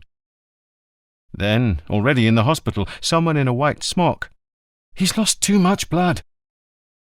After that, nothing. He tried to look around. The room was clean and white. There was a large window, the daylight pouring through. He couldn't move. His arms were stuck full of IVs. His side didn't hurt any more, however. It felt instead like a dead part of his body. He tried to move his legs, but couldn't. He slipped slowly away into sleep. He awoke again towards what must have been evening, since the lights were on. He closed his eyes at once when he saw that there were people in the room. He didn't feel like talking. Then, out of curiosity, he raised his eyelids just enough to see a little. Livia was there, sitting beside the bed in the only metal chair, Behind her, standing, was Anna. On the other side of the bed, also standing, was Ingrid. Livia's eyes were wet with tears. Anna was crying without restraint, and Ingrid was pale, her face drawn. "Good God!" Montalbano said to himself, in terror. He closed his eyes and escaped into sleep. At 6:30 on what he thought was the next morning, 2 nurses washed him and changed his dressings. At 7, the chief physician appeared, accompanied by 5 assistants, all of them in white smocks. The chief physician examined the chart at the foot of the bed, pulled the sheet aside, and began to touch him on his injured side. "Seems to be coming along very nicely," he declared. "The operation was a complete success." Operation? What operation was he talking about? Maybe to remove the bullet that had wounded him. But it's not often a machine gun bullet stays inside the body instead of slicing right through it. He would have liked to ask questions, demand explanations, but the words wouldn't come out. The doctor, however, seeing his eyes, guessed what questions the inspector was formulating. "We had to perform an emergency operation on you. The bullet passed through your colon." Colon? And what the hell was his colon doing in his side? The colon had nothing to do with one's sides. It was supposed to be in the belly. But if it had to do with the belly, did this mean, and here he gave such a start that the doctors noticed, that from this moment on, for the rest of his life, he could eat only mush? Mush, Montalbano finally managed to mutter, the horror of that prospect reactivating his vocal cords. "What did he say?" the chief physician asked, turning to his assistants. "I think he said brush," said one. No, he said ambush," interjected another. They left, arguing over the question. At 8:30 the door opened and Cattarella appeared. "Chief, how goes it? How you feeling?" If there was one person in the entire world with whom Montalbano felt dialogue was useless, it was Cattarella. He didn't answer, but merely moved his head as if to say that things were a little less bad. "I'm on guard here. Over you, I mean. This hospital's a revolving door. People come, people go, back and forth and back and forth. Somebody could maybe come in immotivated with bad intentions, trying to finish the job they didn't finish. You know what I mean?" The inspector knew exactly what he meant. "Know what, Chief? I gave blood for the transfusal." And he went back on guard against the badly immotivated. Montalbano thought bitterly of the dark years that lay ahead of him, surviving on Cattarella's blood and eating semolina mush. The first in the long series of kisses he would receive over the course of the day were from Fazio. "Did you know, Chief, that you shoot like a god? You got one guy in the throat with a single shot and you wounded the other." "I also wounded the other guy." "You certainly did. We don't know in what part of the body, but you wounded him all right. It was Giacomuzzi who noticed a red puddle about 10 yards from the cars. Blood." "Have you identified the one who died?" "Of course." Fazio pulled a piece of paper from his pocket. "Munafo, first name Gerlando, born in Montelusa on the 6th of September 1971, unmarried, resident of Montelusa, Via Crispi 43. No distinguishing features." He still hasn't given up his records office fetish, thought Montalbano. "And how did he stand with the law?" "Not a thing. Clean record." Fazio put the sheet of paper back in his pocket. "For a job like that, they get 500,000 lire maximum." He paused. He obviously had something to say, but didn't have the courage to say it. Montalbano decided to help him out. "Did Gege die on the spot?" "Didn't suffer at all. The volley took half his head off." The others came in, and there was an orgy of kisses and embraces. Giacomuzzi and Dr. Pasquano came from Montelusa to see him. "All the papers are talking about you," said Giacomuzzi. He seemed moved, but a little envious. I was truly sorry I didn't get to do your autopsy, said Pasquano. I'd really like to know how you're put together inside. I was the first on the scene, said Mimi Augello, and when I saw you in that condition, in that situation, I got so scared I nearly shit my pants. How did you find out? There was an anonymous call to headquarters saying there'd been some shooting at the foot of the Scala dei Turchi.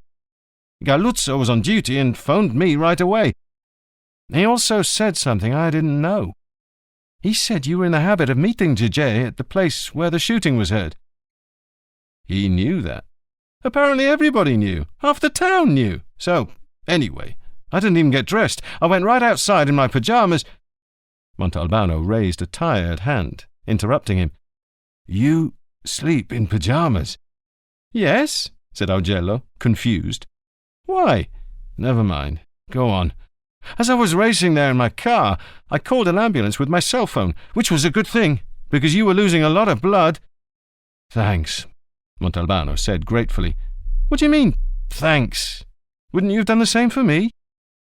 Montalbano did a little rapid soul-searching and decided not to answer. Oh, I also wanted to mention something strange, Augello continued. The first thing you asked me, when you were still lying on the sand, groaning, was to remove the snails that were crawling on you. You were sort of delirious, so I said yes, I'd remove them, but there wasn't a single snail on you. Livia came and gave him a long hug, started crying, and lay down on the bed beside him as best she could. Stay like that, said Montalbano. He liked the scent of her hair as she rested her head on his chest. How did you find out? From the radio. Actually, it was my cousin who heard the news. What a way to wake up! What did you do? First, I called Alitalia and booked a flight to Palermo. Then I called your office in Vigata. They put Augello on, and he was very nice. He reassured me and even offered to come and get me at the airport. He told me the whole story in the car. Livia, how am I? You're doing well, considering what happened. Am I ruined forever? What are you talking about? Will I have to eat bland food for the rest of my life? But you leave me no choice, the commissioner said, smiling. Why? Because you've been going about things like a sheriff, or if you prefer, like some kind of nocturnal avenger, and it's going to end up all over the television and newspapers. That's not my fault. No, it's not. But neither will it be my fault if I'm forced to promote you. You're just going to have to behave for a little while. Fortunately, you won't be able to leave this place for another 20 days. 20 days? By the way, Under Secretary Licalzi's in Montelusa at the moment. He says he's here to sensitize public opinion to the struggle against the mafia. He's made it known he intends to pay you a visit this afternoon. I don't want to see him, Montalbano shouted, upset. The Under-Secretary was someone who had been up to his ears in sweetheart deals with the mafia and was now recycling himself, as always, with the mafia's consent. At that exact moment, the head physician came in. Seeing there were 6 people in the room with Montalbano, he frowned. Don't take this the wrong way, but I beg you, please, to leave him alone. He needs to rest. They were starting to say their goodbyes when the doctor said to the nurse in a loud voice, And no more visitors for the rest of the day. The Under-Secretary is supposed to leave this afternoon at 5, the Commissioner whispered to Montalbano. Unfortunately, I suppose he won't be able to see you. Doctor's orders. They exchanged smiles. A few days later, they removed the IV from his arm and put a telephone on his bedside table. That same morning, he received a visit from Niccolò Zitto, who came in like Santa Claus. I've brought you a TV, a VCR, and a cassette. I've even brought the newspaper articles that talk about you. What's on the cassette? I taped and spliced together all the idiocies that I, Televigata, and all the other TV stations said about the incident. Hello? Salvo? It's Mimi. How are you feeling today? Better, thanks. I'm calling to let you know they killed our friend Ingracia." "I expected as much. When did it happen?" "This morning. They shot him as he was driving into town. 2 guys on a high-powered motorcycle. The officer who was tailing him couldn't do anything but try to give him first aid. But it was too late. Listen, Salvo, I'm coming to see you tomorrow morning. You're going to have to tell me, for the record, every detail of your shootout." He told Livia to put in the cassette. Not that he was so curious, it was just to pass the time. On Televigata, Galuzzo's brother-in-law indulged in a fantasy worthy of a scriptwriter for films like Raiders of the Lost Ark. In his opinion, the shooting was a direct consequence of the discovery of the 2 mummified bodies in the cave. What terrible, indecipherable secret lay behind that distant crime? The newsman did not blush to recall, however briefly, the sad end to which the discoverers of the pharaoh's tombs had come, and likened this to the ambush of the inspector. Montalbano laughed so hard he felt a stab of pain in his side. Next appeared the face of Pippo Ragonese, the same station's political commentator, a former communist, former Christian Democrat, and now a representative of the Renewal Party. Mincing no words, Ragonese asked himself, what was Montalbano doing in that place with a pimp and drug dealer who was rumoured to be his friend? Were such associations consistent with the rigorous moral standards that every public servant should abide by? Times have changed, the commentator noted sternly. Thanks to the new government, an atmosphere of renewal was shaking up the country, and we must all march in step. The old attitudes, the old collusions, must end once and for all. Montalbano felt another stab of pain in his side, from rage this time, and he cried out. Livia got up at once and turned off the video. "You're getting upset over what that arsehole says?" After half an hour of insistence and entreaties, Livia gave in and turned the video back on. Niccolò Zito's commentary was affectionate, indignant, and rational. Affectionate towards his friend, the inspector, to whom he sent his sincerest good wishes.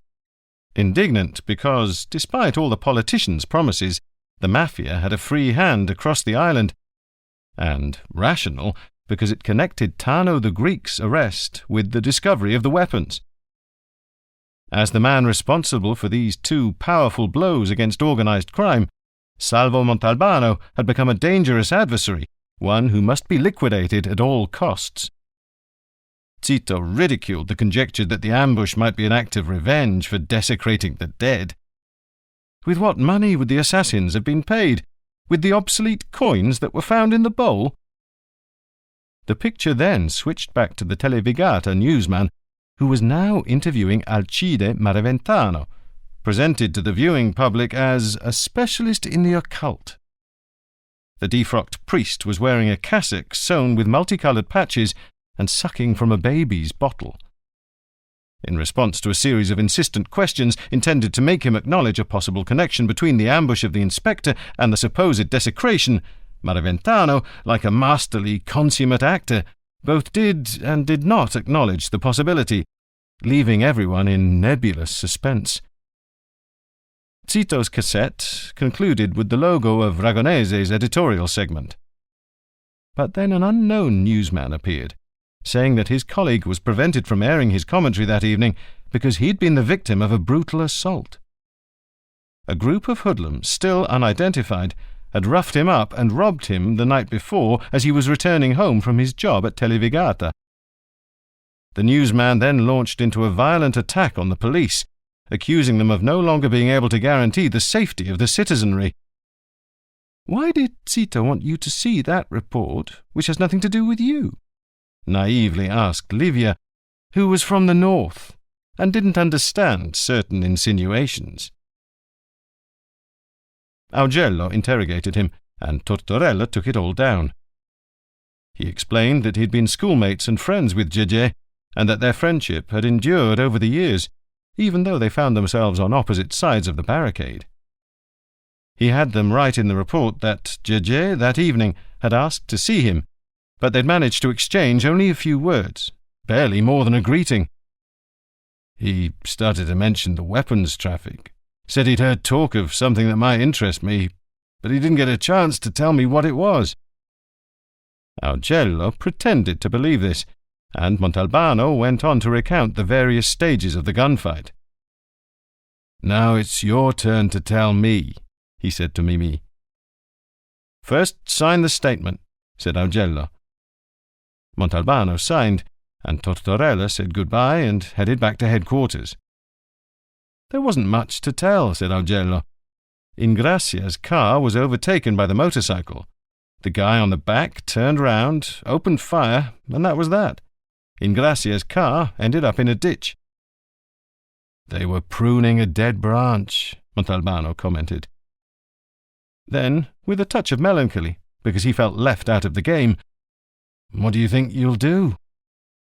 "The people in Catania, whom I've informed, promised not to let Brancato get away. We can always hope." Augello didn't realize it, but by informing his colleagues in Catania, he may have signed Brancato's death warrant. "So who was it?" Montalbano asked bluntly after a pause. "Who was what?" "Take a look at this." He pressed the remote and showed him the segment reporting the news of the assault on Aragonese. Mimi played the part of someone in the dark to perfection. "You're asking me? Anyway, it doesn't concern us. Aragonese lives in Montelusa." "You're such an innocent, Mimi. Here, bite my pinky." And he held out his little finger to him, as one does to teething babies. Chapter 18. After a week, the visits, embraces, phone calls, and congratulations gave way to loneliness and boredom. He had persuaded Livia to go back to her cousin in Milan. There was no point in wasting her holidays. The planned trip to Cairo, for the moment, was out of the question. They agreed that Livia would fly back down as soon as Montalbano got out of the hospital. Only then would she decide how and where to spend her 2 remaining weeks of vacation. And, little by little, the uproar surrounding the inspector and what had happened likewise died down to a mere echo, before disappearing entirely. Every day, however, Augello or Fazio would come to keep him company, but they didn't stay long, just enough to tell him the latest news and the state of certain investigations. Every morning when he opened his eyes, Montalbano made a point of devoting his thoughts and speculations to the dead couple of the Crasticedru. He wondered when he would again have the chance to be alone, in precious silence, with no disturbance of any kind, so he could develop a sustained line of reasoning from which he might receive a flash, a spark.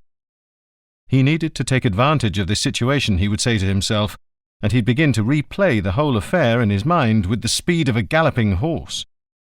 Soon, however, he would find himself moving at a lazy trot, then at a walk, and finally a kind of torpor would ever so slowly overwhelm him, body and mind. "Must be my convalescence," he told himself. He would sit down in the armchair, pick up a newspaper or magazine, and halfway through an article just a little longer than the rest, he would get fed up, his eyes would start to droop, and he would sink into a sweaty sleep. "Sergeant Fazio said you was coming home today. I am happy and relieved.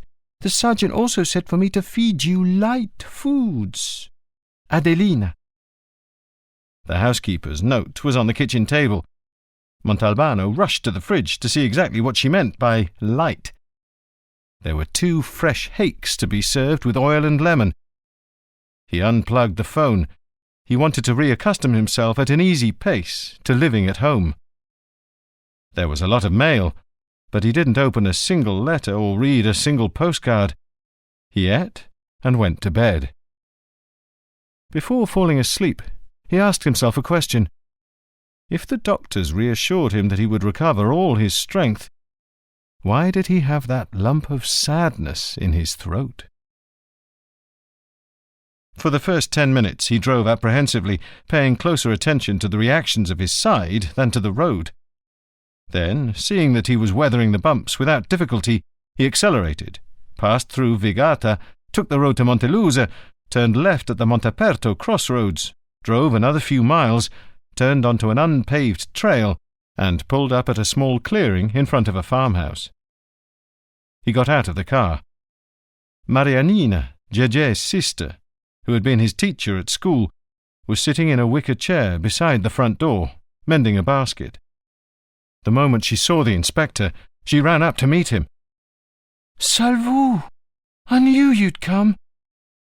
"You're the first person I'm visiting since leaving the hospital," said Montalbano, embracing her. Marianina began weeping very softly, without a sound, only tears, and Montalbano's eyes welled up. "Pull up a chair," said Marianina.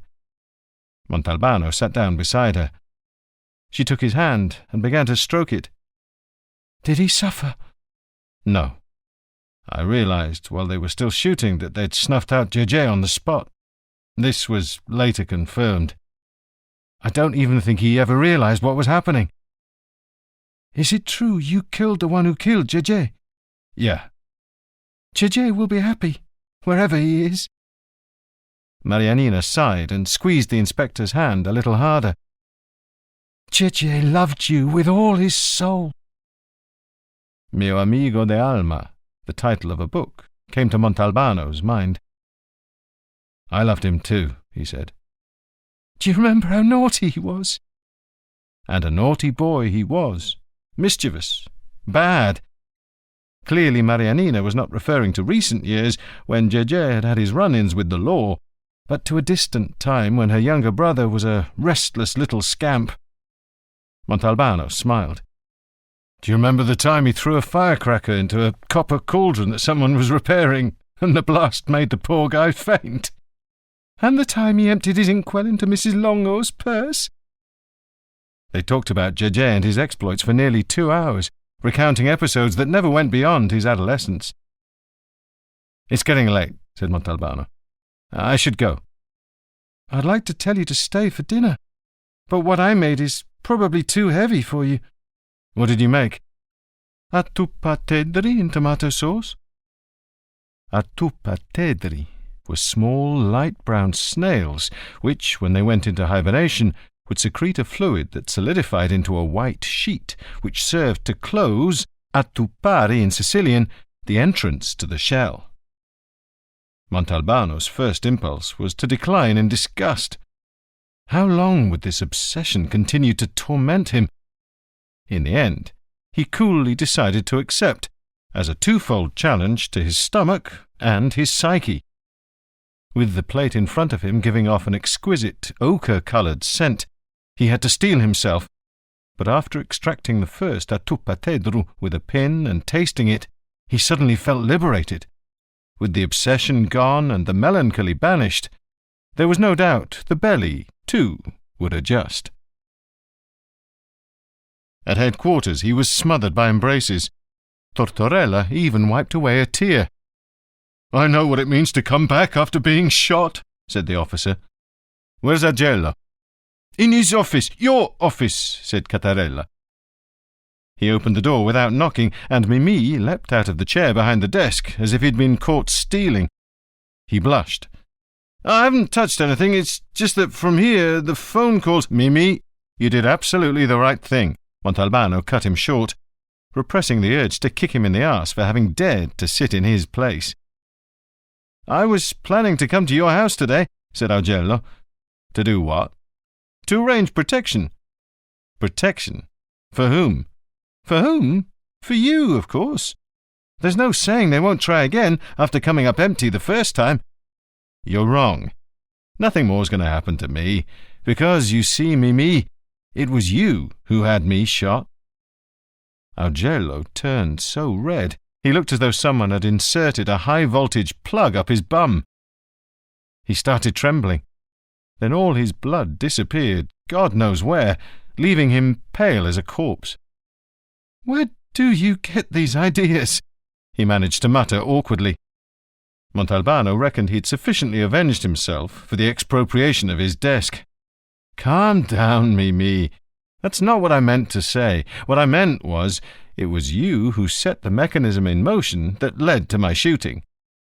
"Explain yourself," said Augello, collapsing into the chair and dabbing all around his mouth and forehead with his handkerchief. "You, my good friend, without consulting me, without asking if I agreed or not, put 2 officers on Ingrazia's tail. Did you really think he was so stupid he wouldn't notice? It took him maybe half a day to find out he was being shadowed, and he understandably thought it was me who gave the order. He knew he'd fucked up a couple of times and that I had him in my sights, and so, to brush up his image for Brancato, who was planning to get rid of him, it was you who related their phone conversation to me. He hired 2 arseholes to eliminate me. Except that his scheme turned into a fiasco. By this time Brancato, or somebody else, had got fed up with Ingrazia and his brilliant ideas. Don't forget the pointless little murder of poor Cavaliere Misuraca. And so they took matters in hand and made him vanish from the face of the earth. If you hadn't put Ingrazia on his guard, Gege would still be alive, and I wouldn't have this pain in my side. And there you have it." "If that's how things went, I guess you're right," said Mimi, annihilated. "That's how things went. You can bet your arse on it."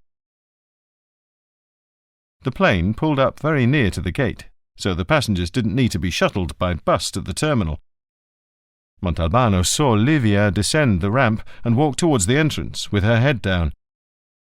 Hiding in the crowd, he watched Livia as she waited interminably for her baggage, collected it, loaded it onto a cart, and then headed towards the taxi stand. They had agreed the night before that she would take the train from Palermo to Montelusa, and that he would limit himself to picking her up at the station. At the last minute, however, he had decided to surprise her and show up at Punta Raisi airport. "Are you alone? Need a lift?" Livia, who was making her way towards the first cab in line, stopped in her tracks and shouted, "Salvo!"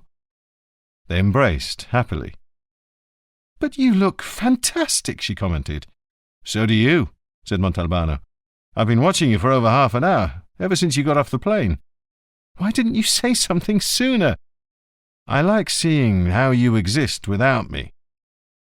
They got in the car, and immediately Montalbano, instead of starting the ignition, hugged and kissed her, put a hand on her breast, and lowered his head, caressing her knees and stomach with his cheek.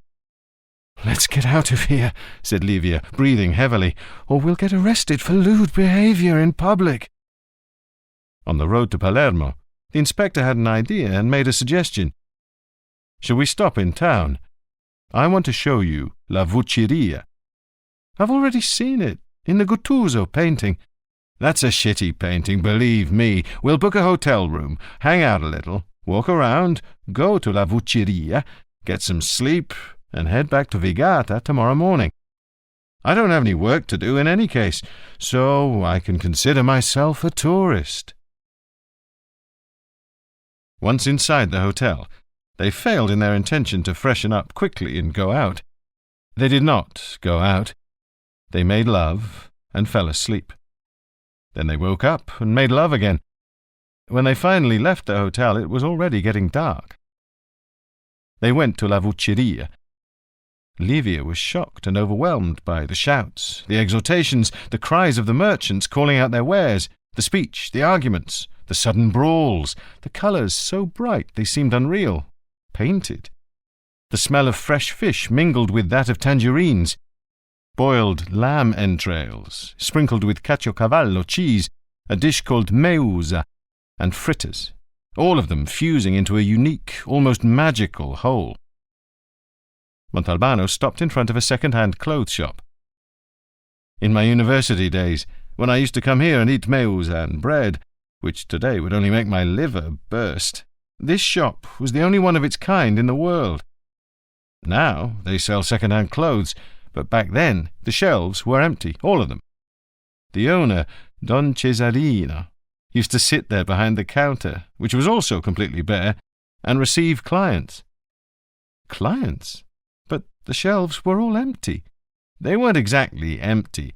They were, well, full of purpose, full of requests.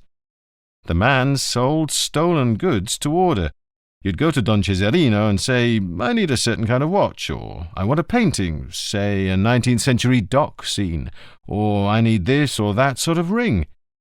He'd take your order, write it down on a piece of pasta paper, the rough, yellow kind we used to have. He'd negotiate the price, and then tell you when to come back. On the appointed date, and not one day later, he would pull the requested merchandise out from under the counter and hand it over to you. All sales were final. But what need was there for him to have a shop? I mean, he could have done that sort of business anywhere, in a cafe, on a street corner. You know what his friends in La Vucceria used to call him? Don Cesarino u Putiaru, the shop owner. Because Don Cesarino didn't see himself as a front man, as they might call him today, nor as a receiver of stolen goods. He was a shopkeeper like any other, and his shop, for which he paid rent and electricity, were proof of this. It wasn't a facade. You're all insane. Like a son. Let me hug you like a son, said the headmaster's wife, squeezing him to her breast and holding him there. You have no idea how worried you had us, said her husband, echoing her sentiments. Headmaster Burgio had phoned him that morning to invite him to dinner. Montalbano had declined, suggesting he drop by in the afternoon instead. They showed him into the living room. Let's get right to the point, Burgio began. We don't want to take up too much of your time. I have all the time in the world, being unemployed for the moment. My wife told you, when you were here that time for dinner, that I call her a woman of fantasy. Well, right after you left, she started fantasizing again. We had wanted to call you sooner, but then what happened. Suppose we let the inspector decide whether or not they're fantasies, the signora said, slightly piqued, before continuing in a polemical tone. Shall you speak, or shall I? Fantasies are your domain. I don't know if you still remember, but when you asked my husband where you could find Lillo Rizzitano, he answered that he hadn't had any news of him since July 1943. Then something came back to me, that a girlfriend of mine also disappeared during that period.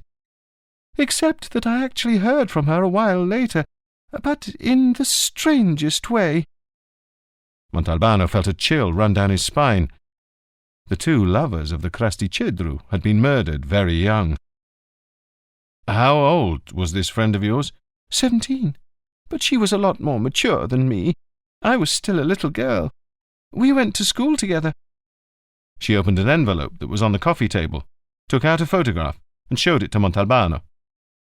This was taken on our last day of school, our final year. She's the first one on the left in the back row, and that's me next to her. All smiling and wearing the fascist uniforms of the Giovanni Italiani.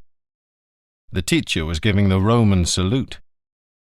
Since the situation in Sicily was becoming too dangerous with all the bombing, schools closed on the last day in April, and we were spared the dreaded final exam. We passed or failed solely on the basis of our grades. Lisetta, that was my friend's name, Lisetta Moscato, moved to a little inland village with her family. She wrote to me every other day, and I still have all her letters, at least the ones that arrived. The mail in those days, you know. My family also moved out. We went all the way to the mainland to live with one of my father's brothers. When the war was over, I wrote to my friend at both addresses, the one in the inland village and the one in Vigata. But she never wrote back, and this worried me. Finally, in late 1946, we returned to Vigata, and I looked up Lisetta's parents. Her mother had died, and at first her father didn't want to see me. Then he was rude to me and said Lisetta had fallen in love with an American soldier and gone away with him against her family's wishes. And he added that as far as he was concerned, his daughter might as well be dead. That does seem plausible, frankly, said Montalbano. What did I tell you?" the headmaster cut in triumphantly. "But you see, Inspector, the whole thing was strange just the same, even without counting what happened later. It's strange because, first of all, if Lisetta had fallen in love with an American soldier, she would have let me know in any way possible. And second, because in the letters she sent me from Serra di Falco, that was the name of the village where they'd taken refuge, she kept harping on the same theme, the torment she suffered being separated from a mysterious young man with whom she was terribly in love, whose name she would never tell me." "Are you sure this mysterious lover really existed? Might he not have been some girlish fantasy?" "Lisetta wasn't the type to indulge in fantasies."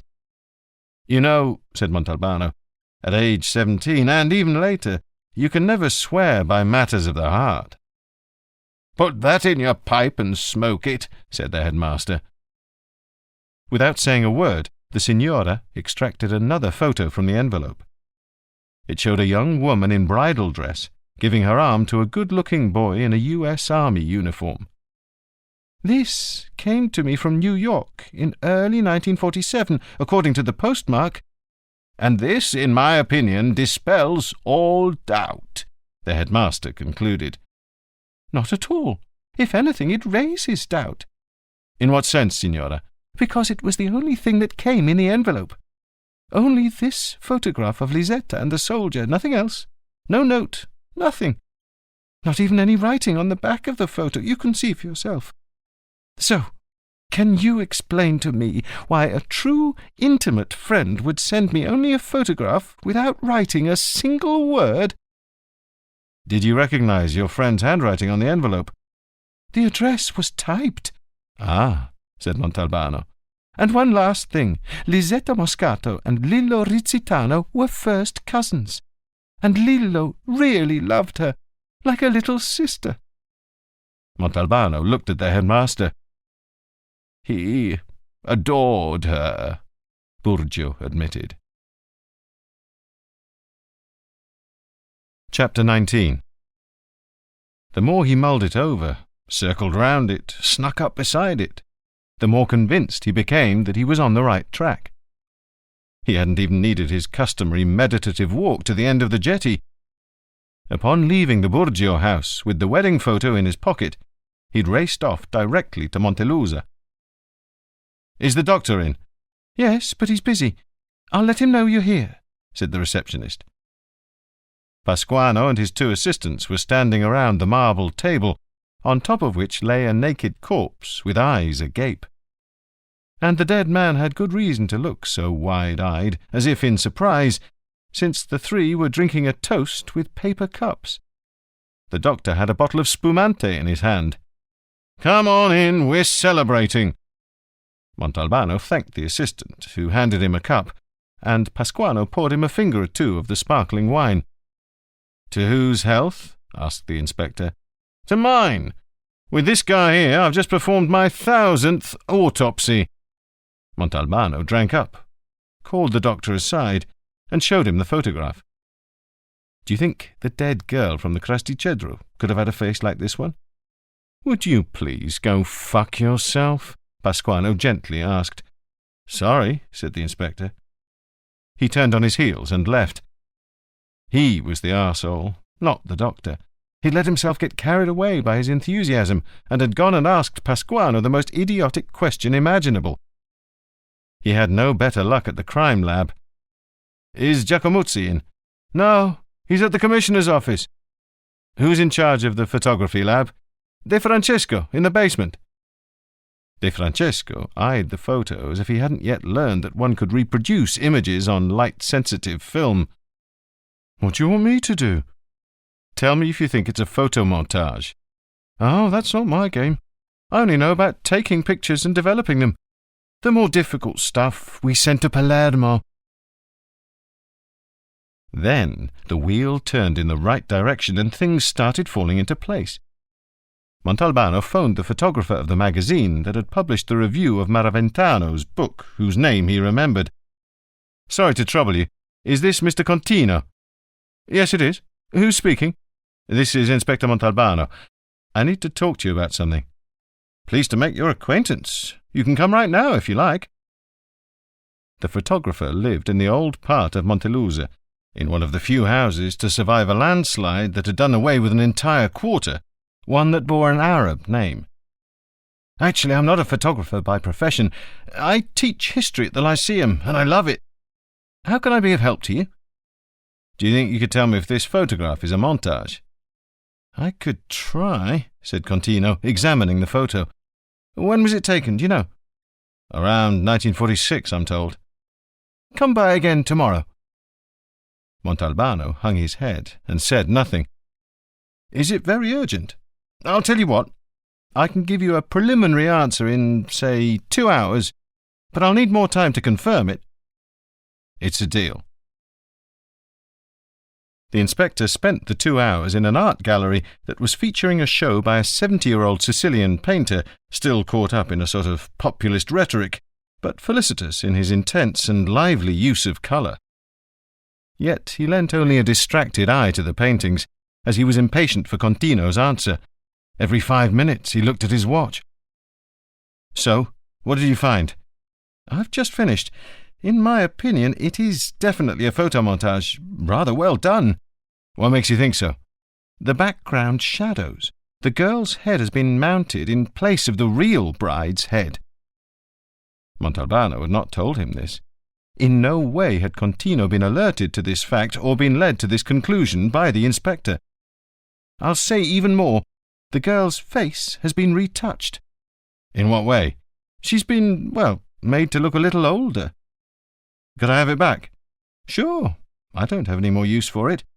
I thought it was going to be more difficult, but there's no need for any further confirmation. You've been extremely helpful.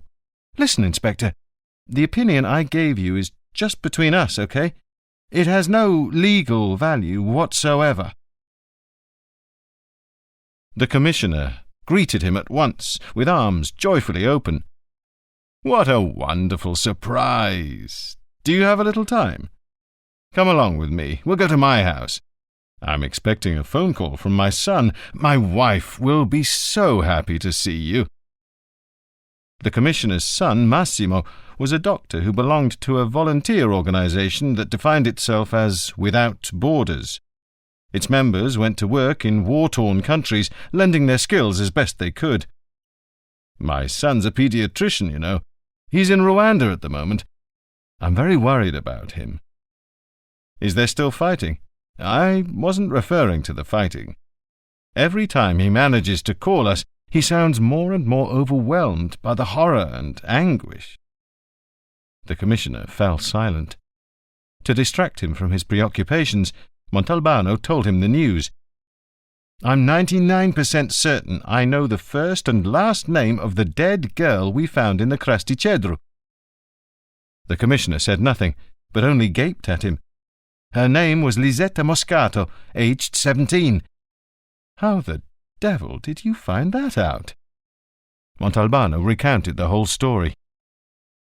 The Commissioner's wife took his hand as if he were a little boy, and had him sit down on the sofa. They spoke for a short while, and then the inspector stood up and said he had an engagement and had to go. It wasn't true, but he didn't want to be there when the call came. The Commissioner and his wife should be allowed to enjoy their faraway son's voice in peace and by themselves, however full of sorrow and pain his words might be. As he was leaving the house, he heard the telephone ring. I've kept my word, as you can see. I brought you back the photograph. Come in, come in. Signora Burgio stepped aside to let him in. Who is it? Her husband called loudly from the dining room. It's the inspector. Well, invite him inside. The headmaster roared as if his wife had somehow refused to let him in. They were eating supper. Shall I set a place for you? The signora asked pleasantly. And without waiting for an answer, she put a soup dish on the table for him. Montalbano sat down, and the signora served him some fish broth, reduced to a divine density and enlivened with parsley. Were you able to find anything out about the photo? She asked. without noticing the disapproving look her husband was giving her for being, in his opinion, too forward. "Unfortunately, yes, signora. I think it's a photomontage." My God! So whoever sent it to me wanted me to believe something that wasn't true. "Yes, I do think that was the purpose. To try to put an end to your inquiries about Lisetta." See, I was right! The woman practically yelled at her husband, and then she started to weep. "Come on, why are you crying?" Burgio asked. "Because Lisetta is dead, and they wanted me to think she was alive and happily married." "Well, it might have been Lisetta herself who—" "Don't be ridiculous," said the signora, throwing her napkin on the table. There was an awkward silence. Then Mrs. Burgio spoke again. "She's dead, isn't she, Inspector?" "I'm afraid she is." The headmaster's wife got up and left the dining room, covering her face with her hands. As soon as she was out of the room, they heard her give in to a kind of plaintive whimpering. "I'm sorry," said the inspector. "She got what she was looking for," Burgio said, without pity, keeping to the logic of his own side of the marital quarrel. "Let me ask you one question. Are you sure that the feelings Lillo and Lisetta had for each other were only the kind that you and your wife mentioned?" "What do you mean?"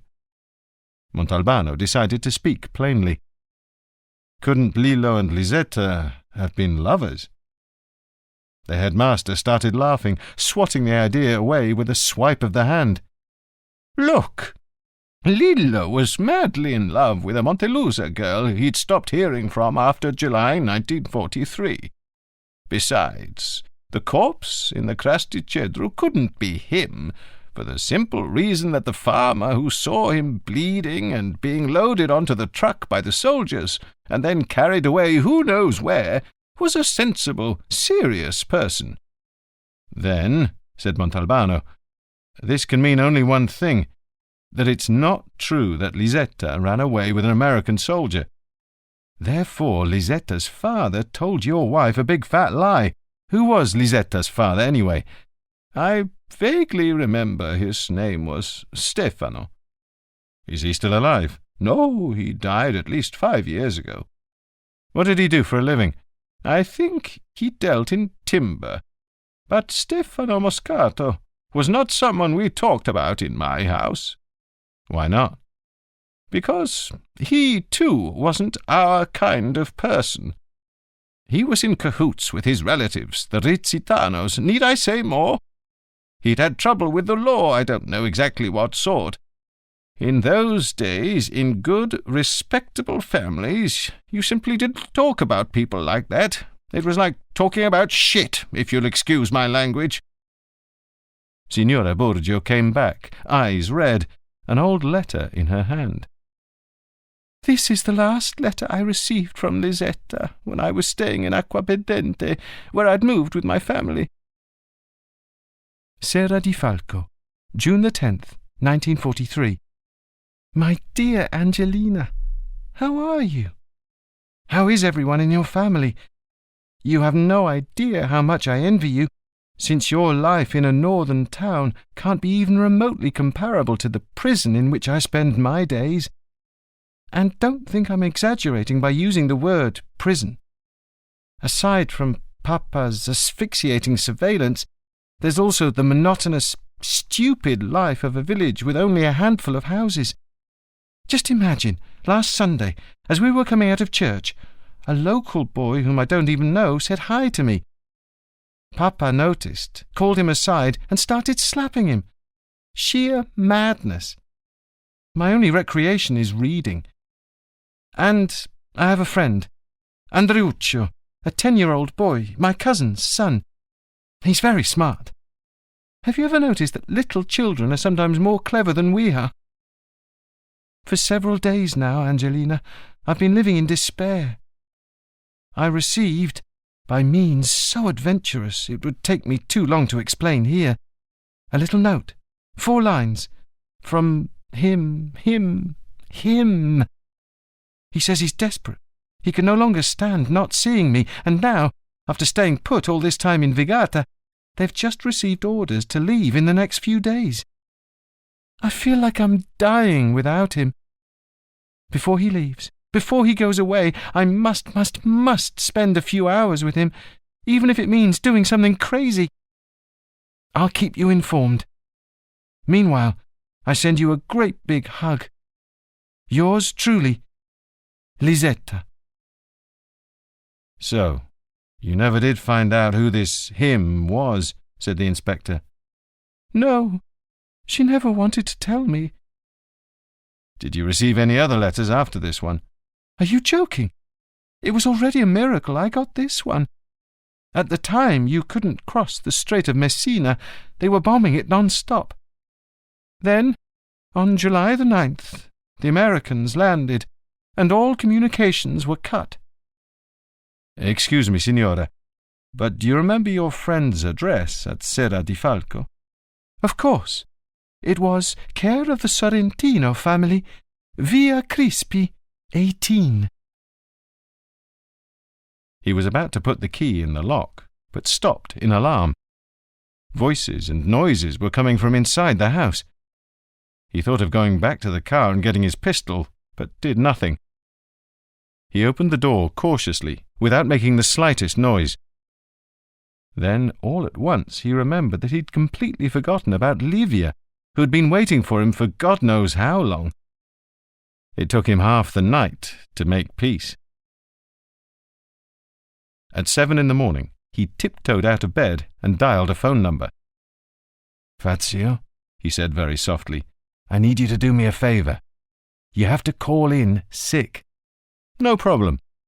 By this evening, I want to know everything, from the cradle to the grave, about a certain Stefano Moscato, who died here in Vigata about 5 years ago. Ask around town, check the records office and anywhere else you can think of. It's very important. Don't worry. I'll take care of it. He hung up the phone, grabbed a pen and a sheet of paper, and wrote, Darling, I have to run out for something urgent and didn't want to wake you. I'll be back by early afternoon, promise. Why don't you get a cab and go to see the temples again? They're as splendid as ever. All my love. He stole out of the house like a thief. Had Livia opened her eyes, there would have been hell to pay. It took him an hour and a half to get to Serra di Falco. It was a clear day, and he even started whistling. He felt happy. It made him think of Caiaphas, his father's dog, who used to mope about the house, lethargic and melancholy, until he saw his master start getting his cartridges ready, and immediately he would turn frisky and spry before transforming into a mass of sheer energy when he was finally out in the fields for the hunt. Montalbano found Via Crispi right away. Number 18 was a small 19th-century building of 2 stories. There was one doorbell with the name Sorrentino inscribed beside it. A pleasant girl of about 20 asked him what he wanted. I'd like to speak with Andrea Sorrentino. That's my father. He's not at home. You can find him at the town hall. Does he work there? Sort of. He's the mayor. Of course I remember Lisetta, said Andrea Sorrentino. He wore his 60-odd years quite well, only a few white hairs. A handsome man. But why do you ask? I'm conducting a rather confidential investigation. I'm sorry I can't tell you more, but you must believe me. It's very important that I get some information about her. All right, Inspector. I have very beautiful memories of Lisetta, you know. We used to take long walks in the country. With her at my side, I felt so proud, like a grown-up man. She used to treat me as if we were the same age. But after her family left Serra di Falco and she returned to Vigata, I never heard from her again. Why's that? The mayor hesitated a moment. Well, I'll tell you, because it's all in the past now. I think my father and Lisetta's father had a terrible row. Around the end of August 1943, my father came home in an awful state. He'd been to Vigata to see Uncle Stefano, Uzu Stefano, as I called him. I don't remember what for. He was pale and had a fever. I remember my mother got very scared, and so I, too, got scared. I don't know what transpired between the two of them, but the next day, at the dinner table, my father said that in our house the Moscato's name must never be mentioned again. I obeyed, even though I really wished I could ask him about Lisetta. You know how it is, with these horrible feuds between relatives. Do you remember the American soldier Lisetta met here? Here? An American soldier? Yes, or so I've been led to believe. She met an American soldier in Serra di Falco. They fell in love.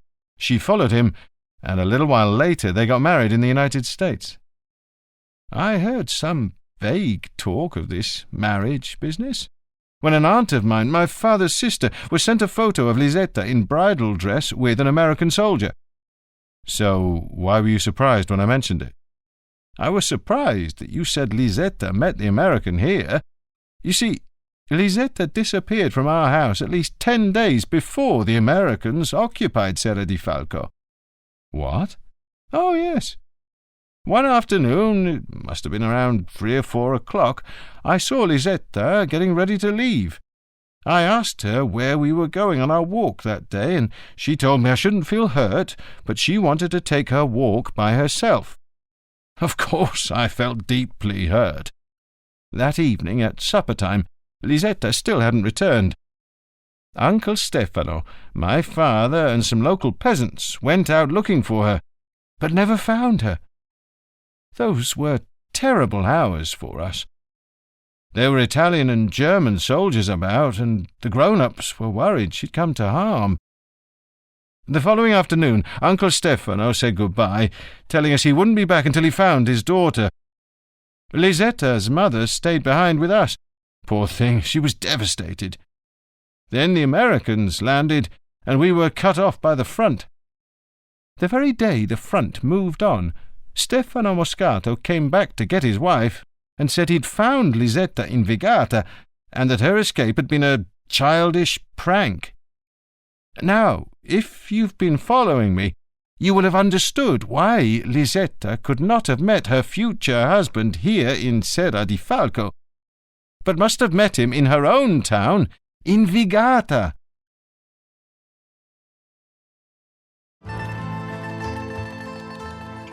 This is the end of CD 5. The book continues on CD 6.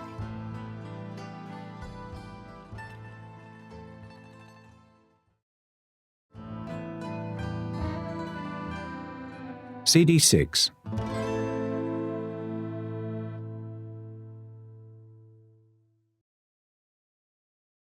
Chapter 20. I know the temples are splendid. Since I've known you, I've been forced to see them about 50 times. You can therefore stick them, column by column, you know where. I'm going off by myself and don't know when I'll be back. Livia's note oozed with rage, and Montalbano took it in. But since a wolf-like hunger had seized hold of him on his way back from Serra di Falco, he opened the fridge. Nothing. He opened the oven. Nothing. Livia, who didn't want the housekeeper about for the time of her stay in Vigata, had taken her sadism to the point of cleaning everything utterly. Not the tiniest piece of bread was to be found. He got back in his car and drove to the Trattoria San Calogero, where they were already rolling down their shutters. "We're always open for you, Inspector." To quell his hunger and to spite Livia, he ate so much he nearly had to call the doctor. "There's one statement here that's got me thinking," said Montalbano. "You mean where she says she might do something crazy?" They were sitting in the living room having coffee, the inspector, the headmaster, and Signora Angelina. Montalbano was holding young Lisetta's letter, which he'd just finished rereading aloud. "No, Signora. We know she eventually did that. Mr. Sorrentino told me so, and he would have no reason to lie to me. A few days before the landing, therefore, Lisetta got it in her head to flee Serra di Falco and come here, to Vigata, to see the one she loved, But how would she have done that? She probably asked some military vehicle for a lift. In those days, the German and Italian troops must have been constantly on the move. A pretty girl like her, she wouldn't have had to try very hard, interjected Headmaster Burgio, who'd decided to cooperate, having resigned himself to the fact that, once in a while, his wife's fantasies might have some connection to reality. But what about the bombing? And the machine-gun fire? My God, what courage! Said the Signora. So which statement do you mean? The headmaster asked impatiently. The one where Lisetta writes that her lover has told her that after all this time in Vigata, they've now received the order to leave. I don't understand. You see, Signora, that statement tells us he'd been in Vigata for a long time, which implies that he was not from the town. Second, it also informs Lisetta that he was about to be compelled, forced to leave town. Third, she says they, and therefore he's not the only one who has to leave Vigata. It's a whole group of people. All this leads me to think he's a soldier. I could be wrong, but it seems like the most logical conclusion. Yes, logical, echoed the headmaster. Tell me, Signora, when did Lisetta first tell you she was in love? Do you remember? Yes, because in the last few days I've done nothing but try to recall every last detail of my meetings with Lisetta. It was definitely around May or June 1942. I refreshed my memory with an old diary I dug up. She turned the whole house upside down, grumbled her husband. We need to find out what troops were stationed here between early 1942, or even earlier, and July 1943. You think that's easy, Inspector? Burgio commented. I, for example, can remember a whole slew of different troops. There were the anti-aircraft batteries, the naval batteries, there was a train armed with cannon that remained hidden inside a tunnel. There were soldiers in barracks, soldiers in bunkers, sailors. No, they would come and go. It'd be practically impossible to find out. They became discouraged. Then the headmaster stood up. I'm going to phone Buruano. He stayed in Vigata the whole time, before, during, and after the war, whereas I was evacuated at a certain point. His wife resumed speaking. It was probably an infatuation. At that age it's hard to distinguish, you know.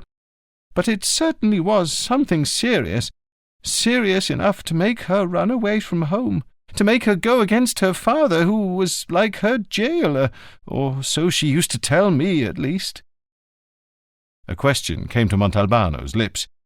He didn't want to ask it, but the hunter's instinct got the better of him. Excuse me for interrupting, but could you be more precise? I mean, could you tell me exactly what Lisetta meant by that word, jailer? Was it a Sicilian father's jealousy of the female child? Was it obsessive?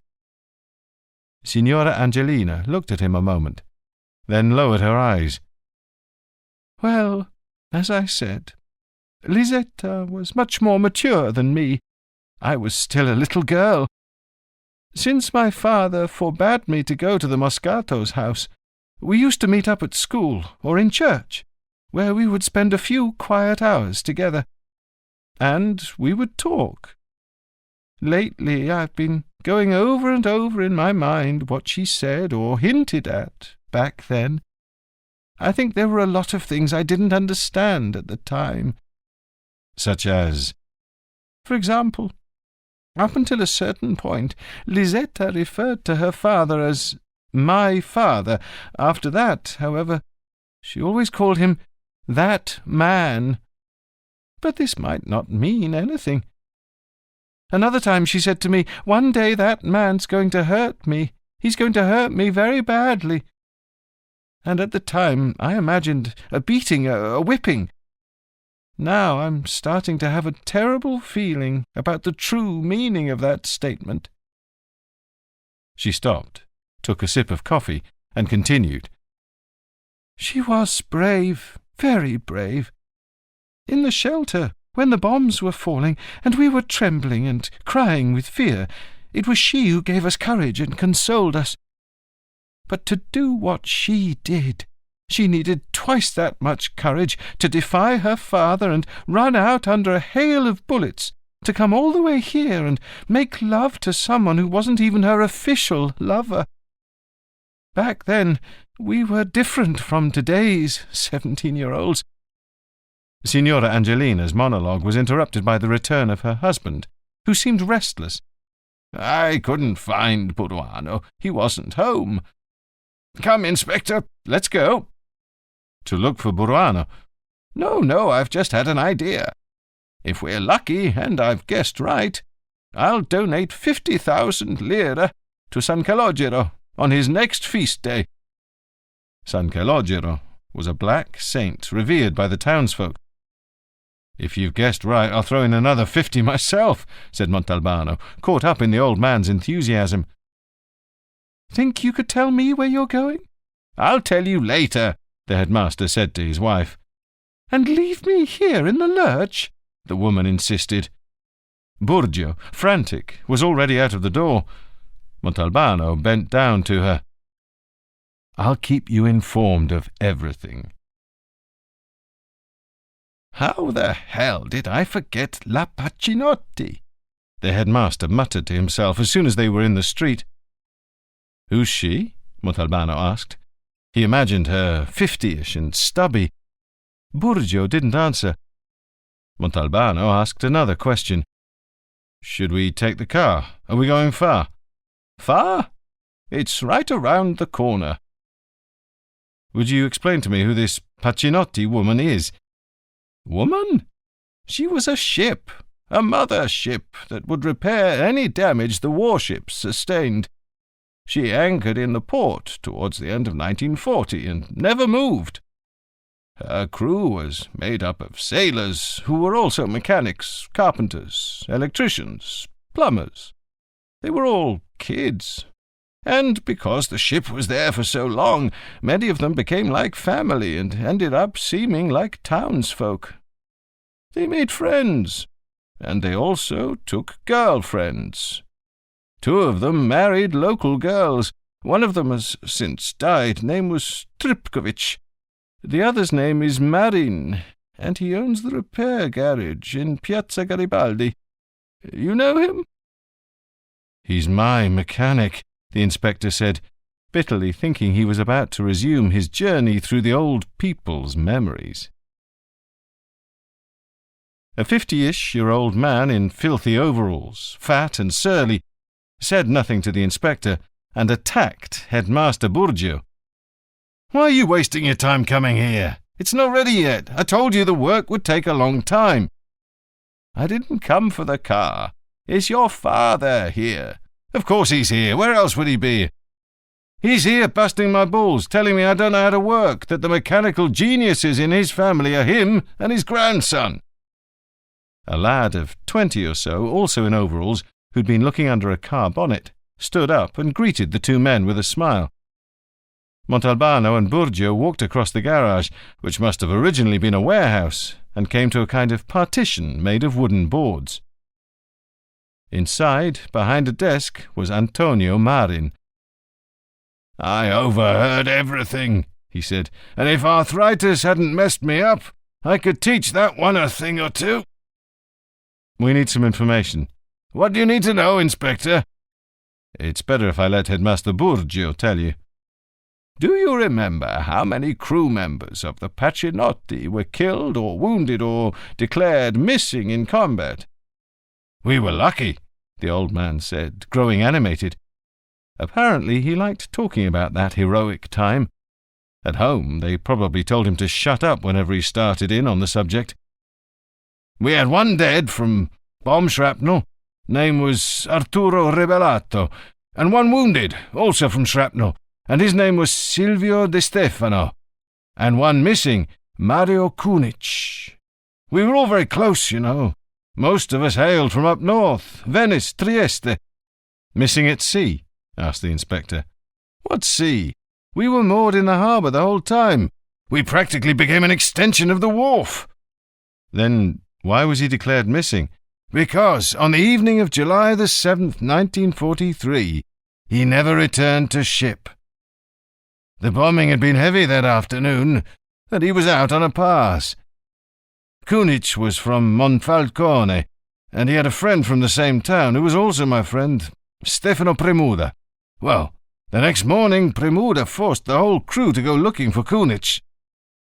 We spent the entire day going from house to house, asking after him, to no avail. We went to the military hospital, the civilian hospital. We went to the place where they collected all the dead bodies found under the rubble. Nothing.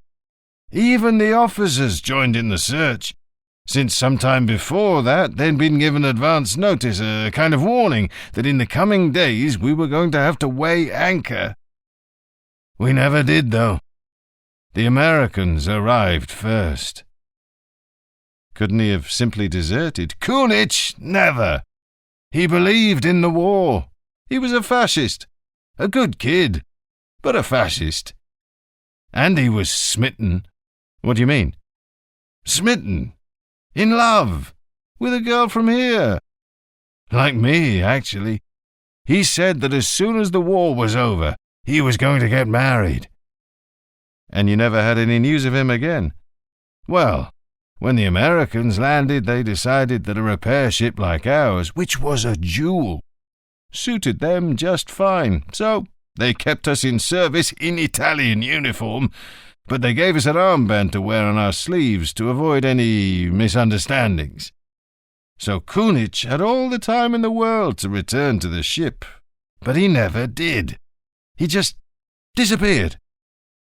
I stayed in touch with Premuda afterwards, and now and then I'd ask him if he'd heard from Kunich or had any news of him.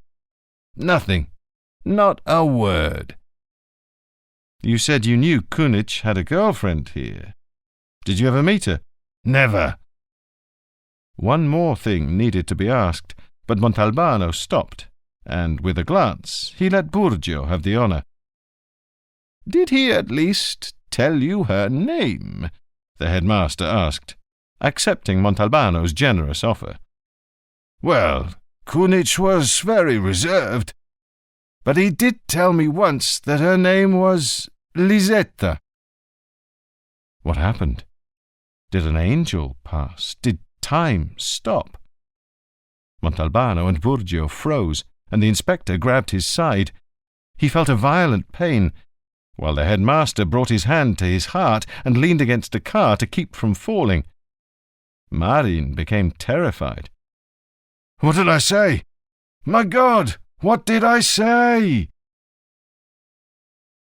Immediately outside the garage, the headmaster started shouting cheerfully, "We guessed right!" and he traced a few dance steps. Two passers-by who knew him as a pensive, sombre man stopped in shock. Having got it out of his system, Burgio turned serious again. "Don't forget, we promised San Calogero 50,000 lire a head." "I won't forget." "Do you know San Calogero?" "I haven't missed the annual celebration since I moved to Vigata." "That doesn't mean you know him. San Calogero is someone who, how shall I say, who doesn't let things slide. I'm telling you this for your own good." "Are you joking?" "Absolutely not. He's a vengeful saint, and it doesn't take much to get his dander up. If you make him a promise, you have to keep it.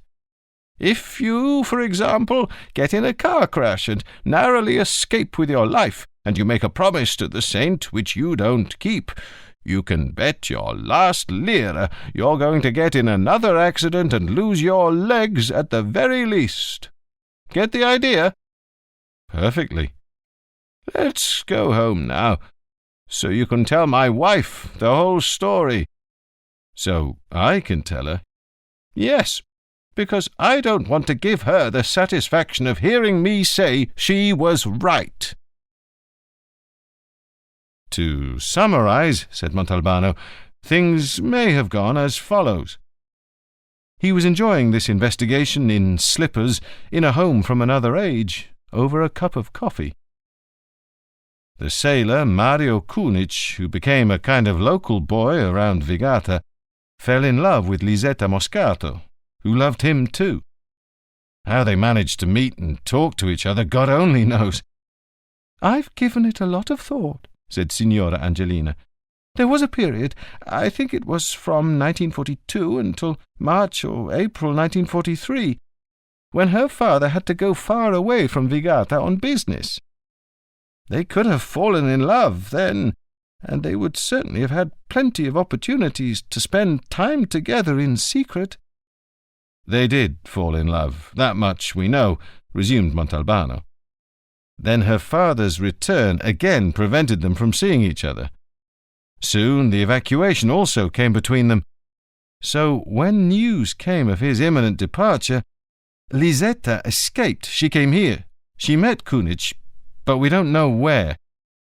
The sailor, so he could have as much time as possible with Lisetta, didn't return to ship. And at some point, they were murdered in their sleep. So far, everything clicks." "Clicks?" asked Angelina, taken aback. "I'm sorry. I merely meant that, thus far, our reconstruction makes sense.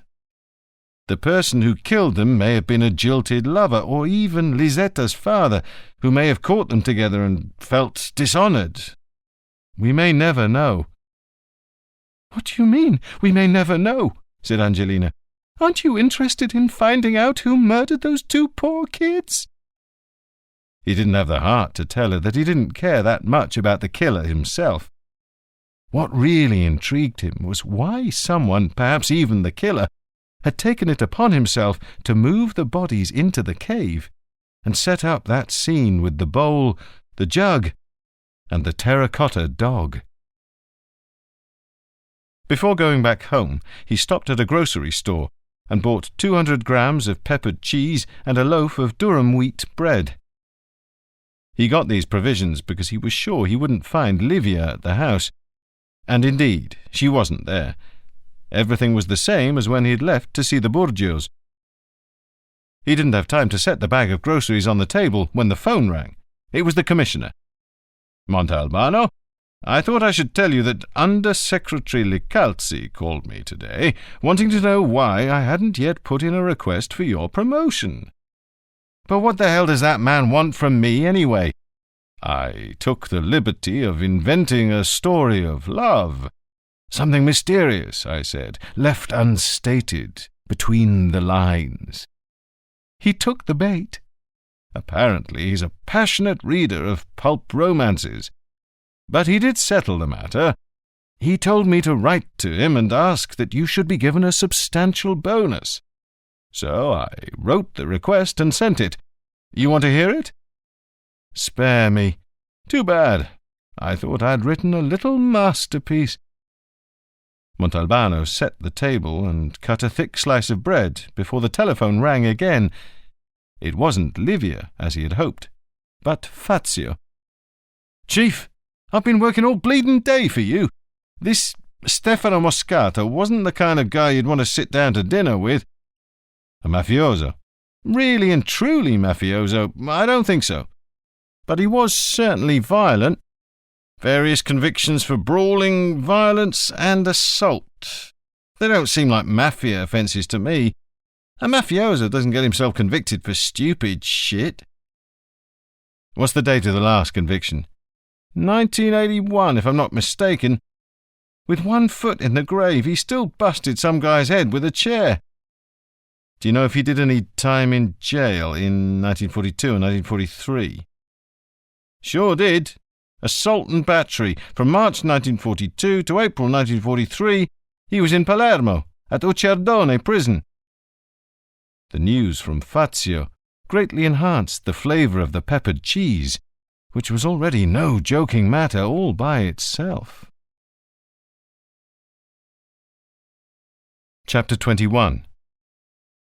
Galuzzo's brother-in-law opened his news programme with the story of a grisly bombing, clearly bearing the mafia's signature, on the outskirts of Catania.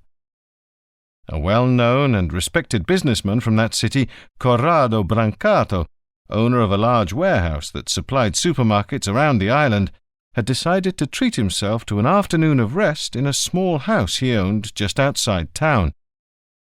After turning the key in the lock, he had, for all intents and purposes, opened the door onto nothingness.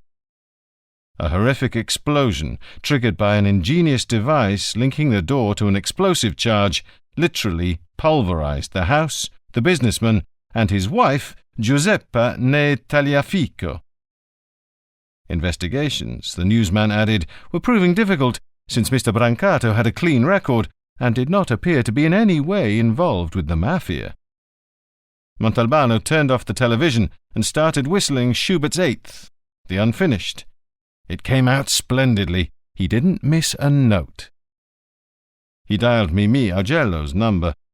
Surely his second-in-command would know more about this most recent development. There was no answer. When he'd finally finished eating, Montalbano made every trace of the meal disappear, carefully washing even the glass from which he'd drunk 3 gulps of wine.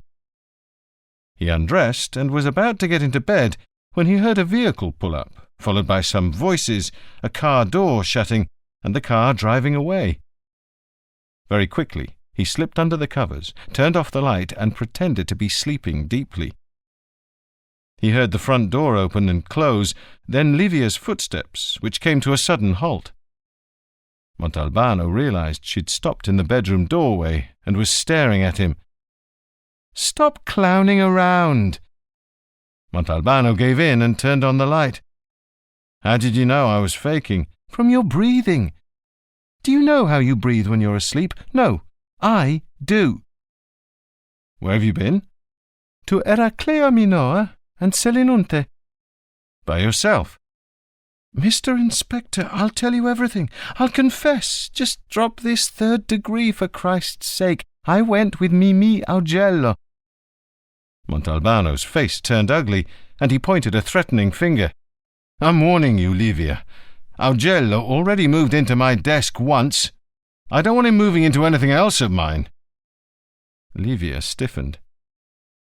"I'm pretending I don't understand. It's better for both of us. But in any case, I'm not some piece of property of yours, you arsehole of a Sicilian." "All right, I'm sorry." They kept arguing a good while, even after Livia got undressed and came to bed. As for Mimi, however, Montalbano was determined not to let him get away with this. He got up. "Now where are you going?" "To give Mimi a ring." "Leave the guy in peace. He would never dream of doing anything that might offend you." "Hello? Mimi? Montalbano here. Oh, you just got in? Good. No, don't worry. Livia's just fine. She thanks you for the wonderful time she had with you today. And I want to thank you too. Oh, by the way, Mimi, did you know that Corrado Brancato was blown up today in Catania? No, I'm not kidding. They said so on TV. You haven't heard anything? What do you mean you haven't heard anything? Oh, of course, you were out all day, and our colleagues in Catania were probably looking for you over land and sea, and no doubt the commissioner, too, was wondering what had become of you. Well, what can you do? Try to patch it up, I guess. Good night, Mimi. Sleep tight." "To say you're a real piece of shit is putting it mildly," said Livia. "All right," said Montalbano. It was 3:00 in the morning. "I admit it's all my fault, that when I'm here I get all wrapped up in my thoughts and act as if you didn't exist. I'm too accustomed to being alone. Let's go away." "And where will you leave your head?" asked Livia. "What does that mean?" "It means you're going to have to bring your head with you, along with everything inside it. And therefore, inevitably, you'll keep thinking about your own concerns, even if we're 1,000 miles away." "I promise I'll empty my head out before we leave." "And where will we go?" Since Livia had clearly caught the archaeological touristic bug, he thought it wise to play along. "You've never seen the island of Mozia, have you? Tell you what, this very morning, around 11, we'll leave for Mazzara del Vallo. I've got a friend there, Assistant Commissioner Valente, whom I haven't seen in a long time. From there, we'll head on to Marsala and eventually to Mozia. Then, when we get back to Vigata, we'll plan another tour." They made peace. Giulia, Assistant Commissioner Valente's wife, was not only the same age as Livia, but also a native of the Genoa suburb of Sestri. The two women took an immediate liking to each other. Montalbano took a bit less of a liking to Giulia, owing to the shamefully overcooked pasta, a beef stew conceived by an obviously deranged mind, and dishwater coffee of a sort that even airline crews wouldn't foist on anyone. At the end of this so-called lunch, Giulia suggested to Livia that the two of them stay at home and go out later. Montalbano accompanied his friend to the office. There, awaiting the Assistant Commissioner, was a man of about 40 with long sideburns and a sun-baked Sicilian face. "Every day it's something else. I'm sorry, Mr. Commissioner, but I need to talk to you. It's very important." "Inspector, let me introduce Farid Rahman, a friend of mine from Tunis," said Valente. Then turning to Rahman, "Will it take long?" 15 minutes at the most." "I'll go and visit the Arab quarter," said Montalbano. "If you'll wait for me," Farid Rahman interjected, "I'd be delighted to be your guide." "I have an idea," suggested Valente. "I know my wife doesn't know how to make coffee. Piazza Moccarta is 3 blocks from here. Go and sit in the cafe there and have yourself a decent cup. Farid will come and pick you up." He didn't order the coffee immediately. First he went to work on a hefty, fragrant dish of pasta al forno that lifted him out of the gloom into which the culinary art of Signora Giulia had plunged him. By the time Rahman arrived, Montalbano had already done away with all trace of the pasta, and had only an innocent, empty demi-tasse of coffee in front of him. They headed off to the Arab quarter. "How many of you are there in Mazara?" "We're now more than a third of the local population." "Have there been many incidents between the Arabs and the Mazaris?" "No, very few, practically nothing compared to other cities. I think we're sort of a historical memory for the Mazaris, almost a genetic fact. We're family."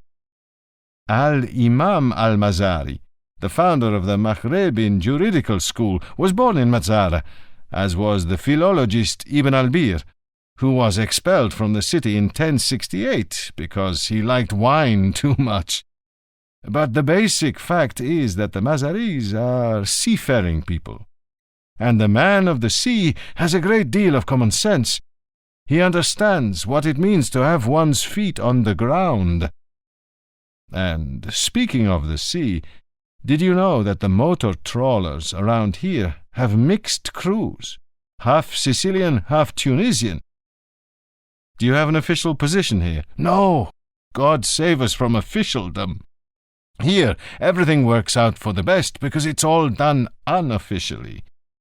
I'm an elementary school teacher, but I also act as a liaison between my people and the local authorities. Here's another example of good common sense. When a school principal gave our community some classrooms to use, we instructors came over from Tunis and created our school.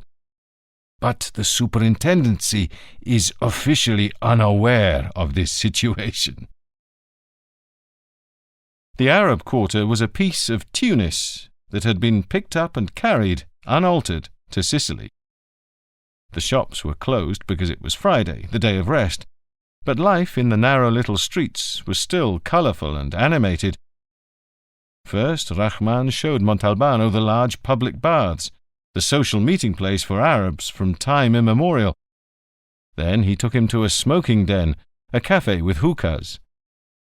They passed by a sort of empty storefront, inside which an old man with a grave expression sat on the floor, legs folded under him, reading from a book and offering commentary. In front of him, sitting the same way, were some 20 boys listening attentively. "That's one of our imams, explaining the Koran," said Rahman, who made as if to keep walking. Montalbano stopped him, resting a hand on his arm. He was struck by the truly religious absorption of those kids, who once outside the empty store would again let loose, shouting and scuffling as always. "What's he reading to them?" "The 18th surah, the one about the cave." Montalbano, without knowing the cause, felt a slight tremor in his backbone. The cave? Yes, Al-Kahf, the cave.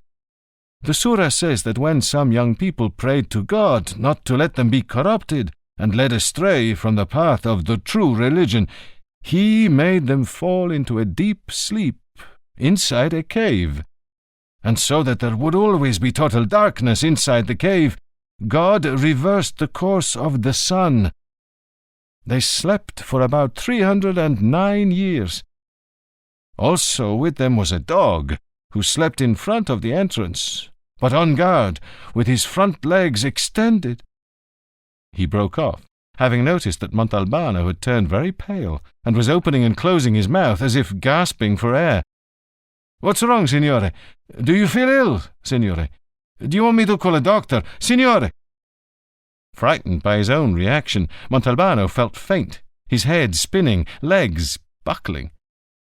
Apparently he was still feeling the effects of the wound and the operation. A small crowd, meanwhile, had gathered around Rahman and the inspector. The teacher gave a few orders, and an Arab ran off and quickly returned with a glass of water.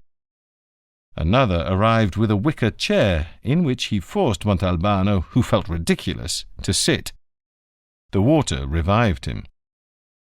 "How do you say in your language, 'God is great and merciful'?"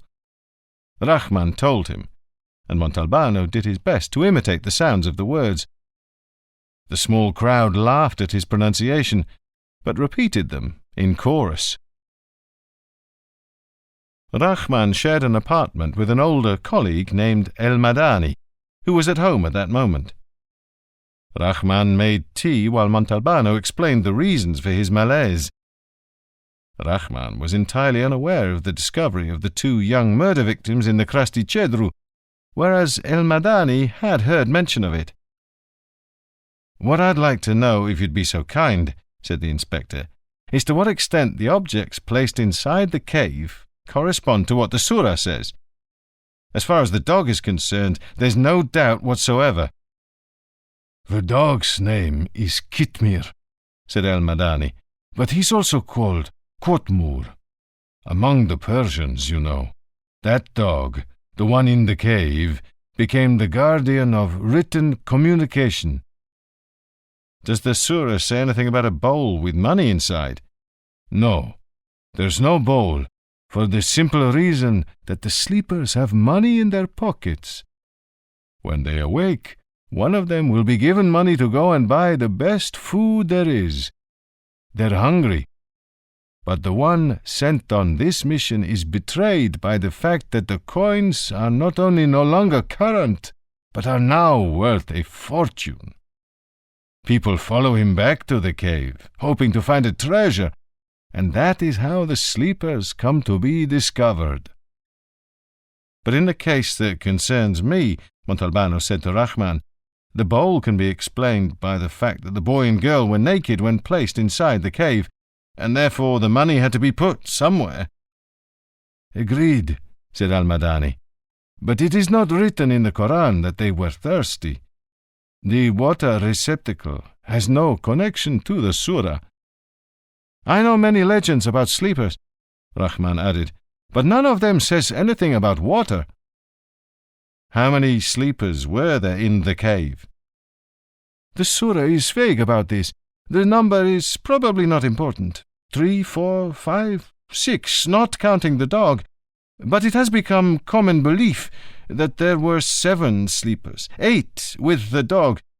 "If it's of any use to you," said Al-Madani, "you should know that the surah is a retelling of an old Christian legend, the 7 sleepers of Ephesus. There's also a modern Egyptian drama, Ahl al-Kahf, which means the people of the cave, by the writer Tawfiq al-Hakim. In it, the young Christians, persecuted by the Emperor Decius, fall into a deep sleep and reawaken in the time of Theodosius II. There are 3 of them, as well as the dog." Therefore, Montalbano concluded, whoever put the bodies in the cave must have known the Koran, and perhaps even the play by this Egyptian. Mr. Burgio, Montalbano here. I'm calling you from Mazzara del Vallo. I'm about to leave for Marsala. Sorry to be in such a rush, but I have to ask you something very important. Did Lillo Rizzitano know Arabic? Lillo? Not a chance. He couldn't perhaps have studied it at university. Impossible. What was his degree in? In Italian, with Professor Aurelio Cotroneo. He may even have told me what his thesis was about, but I can't remember. Did he have any Arab friends? Not that I know of. Were there any Arabs in Vigata around 1942 to 1943? Inspector, the Arabs were here at the time of their domination, and now they've returned, poor things, but not as dominators. No, during that period there weren't any. But what are the Arabs to you? It was already dark outside when they left for Marsala. Livia was cheerful and animated. She was very happy to have met Valente's wife. At the first intersection, instead of turning right, Montalbano turned left. Livia noticed immediately, and the inspector was forced to make a difficult U-turn. At the second intersection, Montalbano did the exact opposite. Instead of going left, he turned right, and this time Livia was too engrossed in what she was saying to realize it. To their great astonishment, they found themselves back in Mazzara. Livia exploded. You really try a woman's patience. But you could have kept an eye out yourself. Your word is worth nothing. You promised me before leaving Vigata that you'd empty your head of all your concerns, and instead you keep getting lost in your own thoughts. I'm sorry. He paid very close attention for the first half hour of road, but then, treacherously, the thought returned. The dog made sense, as did the bowl with the money, but not the jug. Why? He hadn't even begun to venture a hypothesis when he was blinded by a truck's headlights and realized he had drifted left of centre and was heading straight into what would have been a ghastly collision. He jerked the wheel wildly, deafened by Livia's scream and the angry blast of the truck's horn, and they bounced their way across a newly ploughed field before the car came to a halt, stuck in a furrow. Neither of them said a word. There was nothing to say. Livia was panting heavily. Montalbano dreaded what lay in store for him the moment the woman he loved caught her breath. Like a coward, he took cover and sought her compassion. You know, I didn't tell you earlier because I didn't want to alarm you, but this afternoon, after lunch, I was unwell. Then the whole incident turned into something between tragedy and a Laurel and Hardy film. The car would not budge, were they even to fire cannons at it. Livia withdrew into a scornful silence. At a certain point, Montalbano abandoned his efforts to get out of the rut, for fear of overheating the engine. He slung their bags over his shoulder, Livia following a few steps behind. A passing motorist took pity on the wretched pair at the edge of the road and drove them to Marsala. After leaving Livia at a hotel, Montalbano went to the local police station, identified himself, and, with the help of an officer, woke up someone with a tow truck. Between one thing and the next, when he lay down beside Livia, who was tossing in her sleep, it was 4 o'clock in the morning. Chapter 22. To win forgiveness, Montalbano made up his mind to be affectionate, patient, pleasant, and obedient. It worked, and Livia soon cheered up. She was enchanted by Mozia, amazed by the road just under the water's surface which linked the island with the coast, and charmed by the mosaic flooring of white and black river pebbles in an ancient villa. "This is the Tophet," said their guide, "the sacred area of the Phoenicians. There were no buildings. The rites were performed out in the open." "The usual sacrifices to the gods?" asked Livia. "To God," the guide corrected her. the god Baal Hamon. They would sacrifice a firstborn son, strangle him, burn him, and put his remains in a vase that they would bury in the ground, and beside it they would erect a stela. Over 700 of these stelae have been found here." "Good God!" exclaimed Livia. "It was not a very nice place for children, Signora. When Dionysius of Syracuse sent the Admiral Leptines to conquer the island, the Mosians, before surrendering, slit their children's throats. However you roll the dice, fate was never kind to the little ones of Mosia." "Let's get out of here," said Livia. "I don't want to hear any more about these people." They decided to leave for the island of Pantelleria. They stayed there for 6 days, finally without quarrels or arguments. It was the right place for Livia to ask one night, "Why don't we get married?" Why not? They wisely decided to think it over calmly. The one who stood to lose the most was Livia, since she would have to move far from her home in Boccadasse and adapt to a new rhythm of life. As soon as the aircraft took off, carrying Livia away with it, Montalbano rushed to the nearest public telephone and called his friend Zito in Montelusa.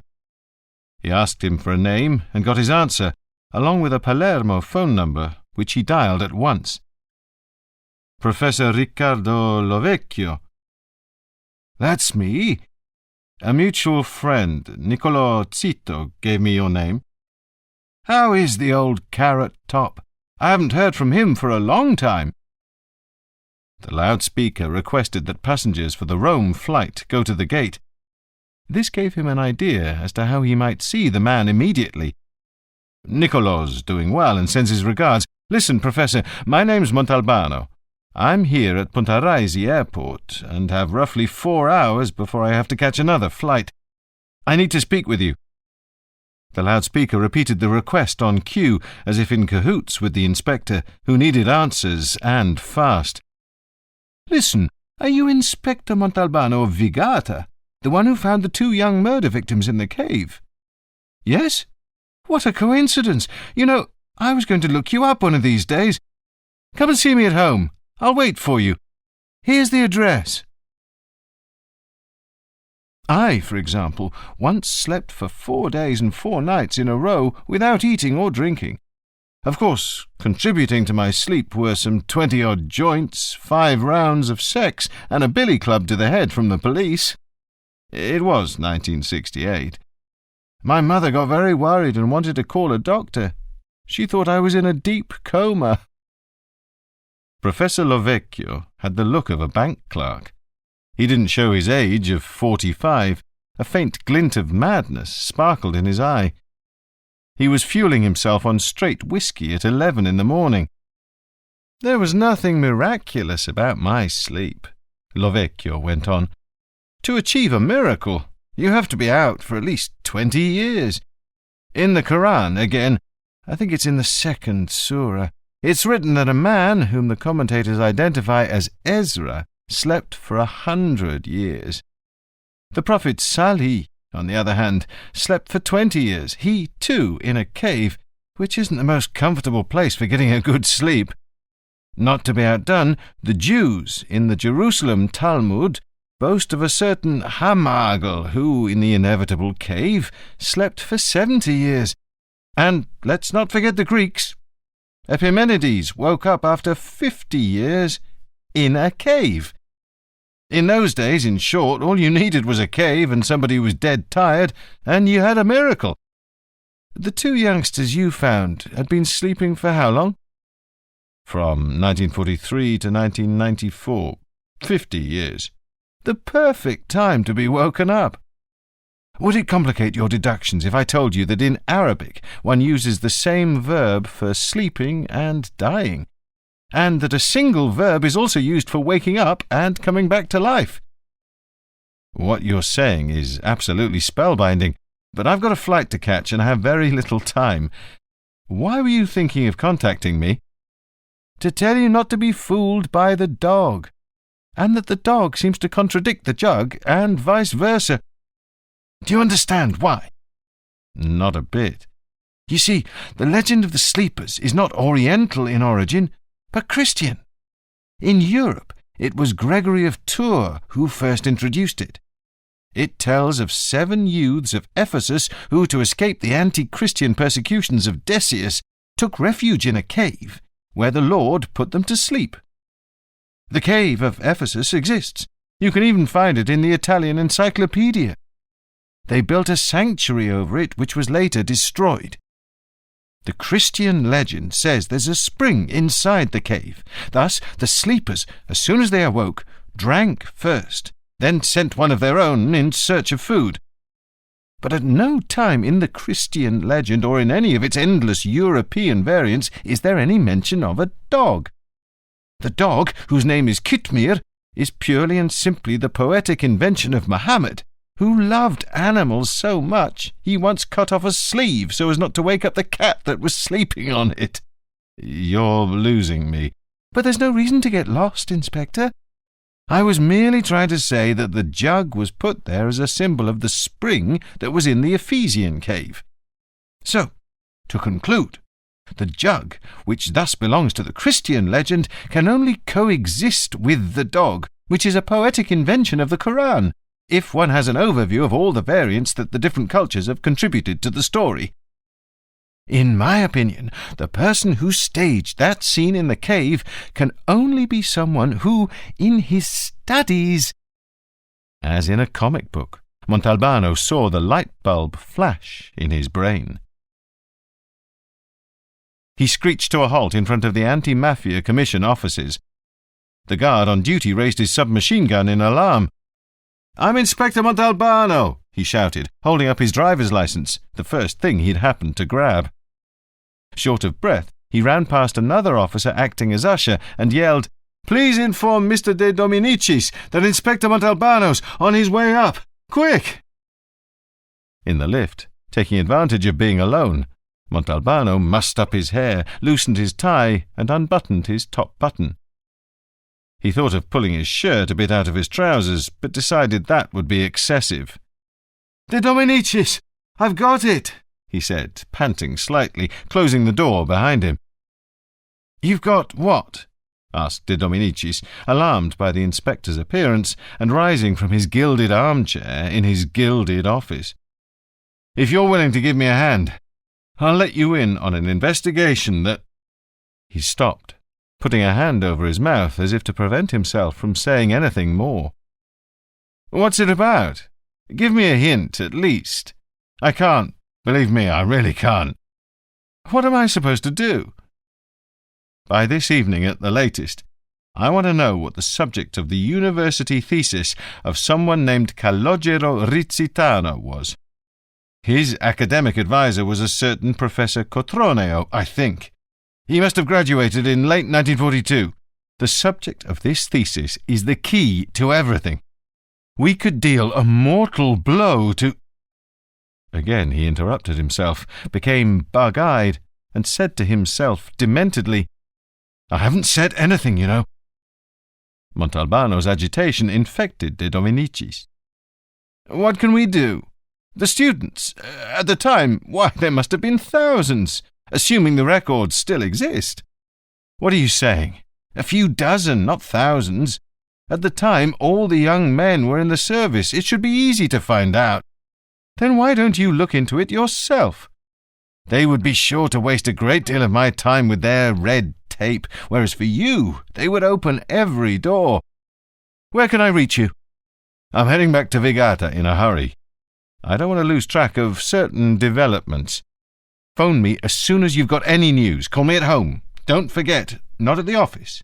There may be a mole there." He waited until evening for De Dominicis' call, which never came. This did not worry him, however.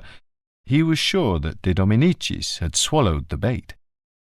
Apparently, even for him, the going had not been easy.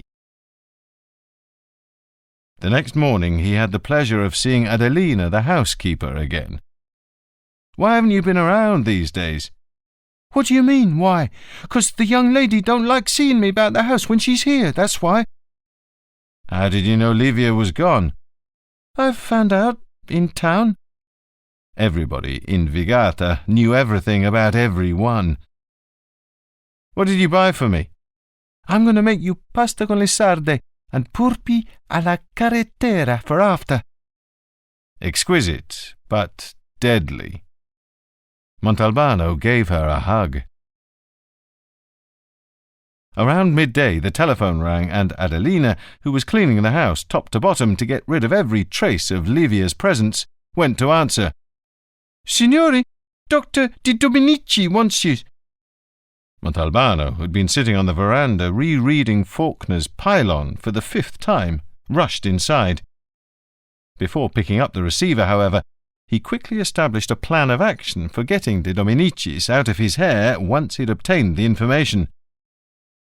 "Yes, hello, who's this?" he said in a tired voice full of disappointment. You were right, it was easy. Calogero Rizzitano graduated on November the 13th, 1942. You'd better write this down, because the title is a long one. Wait while I look for a pen, for what it's worth. De Dominicis noticed the flatness in Montalbano's voice. Are you all right? Complicity had made De Dominicis more concerned and personal. Am I all right? Need you ask? I told you I needed an answer by last night. I'm no longer interested. You're too late. Everything's fucked now. Fizzled out. I couldn't have done it any sooner, believe me. All right, let's have the title. The use of macaronic Latin in the mystery play of the 7 Sleepers by an anonymous 16th century author. Now you tell me what the mafia could have to do with a title. It has a lot to do with it. It has everything to do with it, except that now, because of you, I don't need it anymore, and I certainly can't thank you for it. He hung up and burst into a high-pitched whinny of joy. Immediately a sound of breaking glass could be heard in the kitchen. In terror, Adelina must have dropped something. Taking a running start, he leapt from the veranda onto the sand, executed a somersault, then a cartwheel, then a second somersault and a second cartwheel. The 3rd somersault failed, and he collapsed on the sand, out of breath. Adelina ran towards him from the veranda, screaming, "Madonnuzza bedra! He's gone crazy! He's broke his neck!" To set his own mind at rest, Montalbano got in his car and drove to the Montelusa Public Library. "I'm looking for a mystery play," he said to the chief librarian. The chief librarian, who knew him as a police inspector, was mildly astonished, but said nothing. "All we've got," she said, "are the 2 volumes of d'Ancona and 2 more by de Bartolomeis. But these books can't be taken out. You'll have to consult them here." He found the mystery play The 7 Sleepers in the 2nd tome of the d'Ancona anthology. It was a short, very naive text. Lillo's thesis must have centered around the dialogue between 2 heretical scholars who expressed themselves in an amusing macaronic Latin. But what most interested the inspector was the long preface by d'Ancona.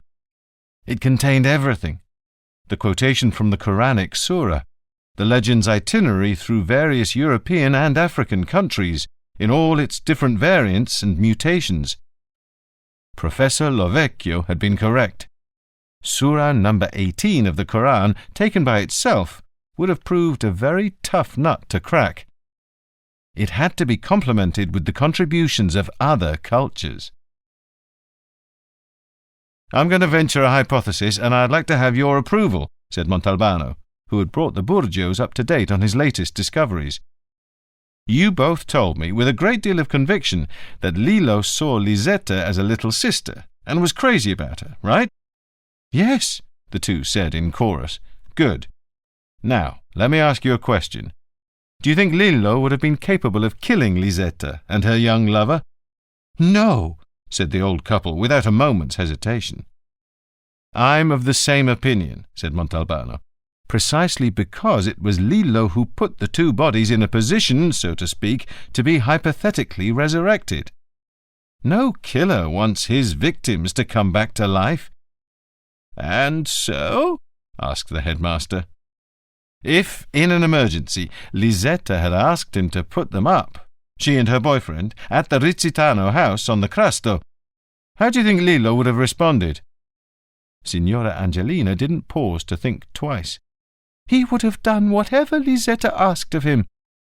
Let's try, then, to imagine what happened during those days in July. Lisetta runs away from Serra di Falco. With luck, she makes it to Vigata, meets up with Mario Kunic, and the boyfriend deserts his post, or strays from his ship, let's say. The two now have nowhere to hide. Going to Lisetta's house would be like walking into the wolf's den. It's the first place her father would look. So she asks Lillo Rizzitano for help. She knows he won't say no. Lillo puts the couple up at his house at the foot of the Crasto, where he's been living alone since the rest of his family was evacuated. Who killed the two lovers and why, we don't know, and perhaps we never will. But there can be no doubt that it was Lillo who buried them in the cave, because he followed, step by step, both the Christian and the Quranic versions of the story. In both cases, the sleepers will one day awake. But what did he mean? What was he trying to say by staging that scene? Was he trying to tell us that the two lovers are asleep and will one day awake or be awakened? Or was he hoping, in fact, that someone in the future would find them and wake them up? Purely by chance, it was I who found them and woke them up. But believe me, I really wish I had never discovered that cave. He was telling the truth, and the old couple realized this. I could stop here, he continued. I've managed to satisfy my own personal curiosity. I'm still missing some answers, it's true, but the ones I've found are probably enough for me. As I said, I could stop here. They may be enough for you, said Signora Angelina, but I would like to see Lisetta's killer before me.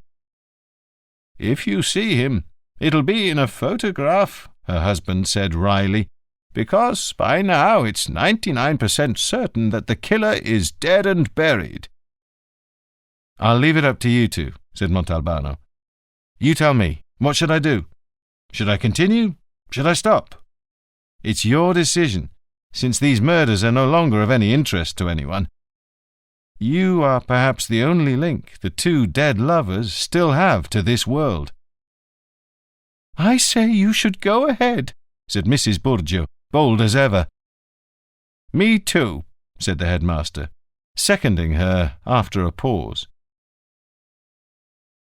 When he arrived at the exit for Marinella, instead of turning and heading home, he let the car continue along the coastal highway as if of its own will. There was little traffic, and in just a few minutes he was at the foot of the Crasto mountain. He got out of the car and climbed up the slope that led to the Crasticedro. A stone's throw from the weapons cave, he sat down on the grass and lit a cigarette. He remained seated, watching the sunset while his brain was whirring. He had an obscure feeling that Lillo was still alive, but how would he ever flush him out? As darkness began to fall, he headed back to the car, and at that moment his eye fell on the gaping hole in the side of the mountain, the entrance to the unused tunnel, boarded up since time immemorial. Right near the mouth there was a pile of sheet metal, and beside it a sign on 2 stakes. His legs took off in that direction before his brain had even given the order. He arrived out of breath, his sides smarting from the dash. The sign said, Gaetano Nicolosi and Son Construction Company, Palermo, Via La Marmora 33.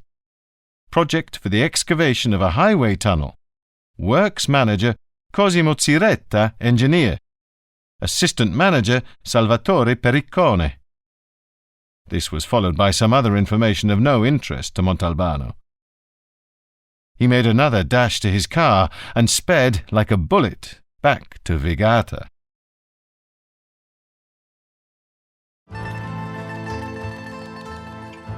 This is the end of CD 6. The book continues on CD 7.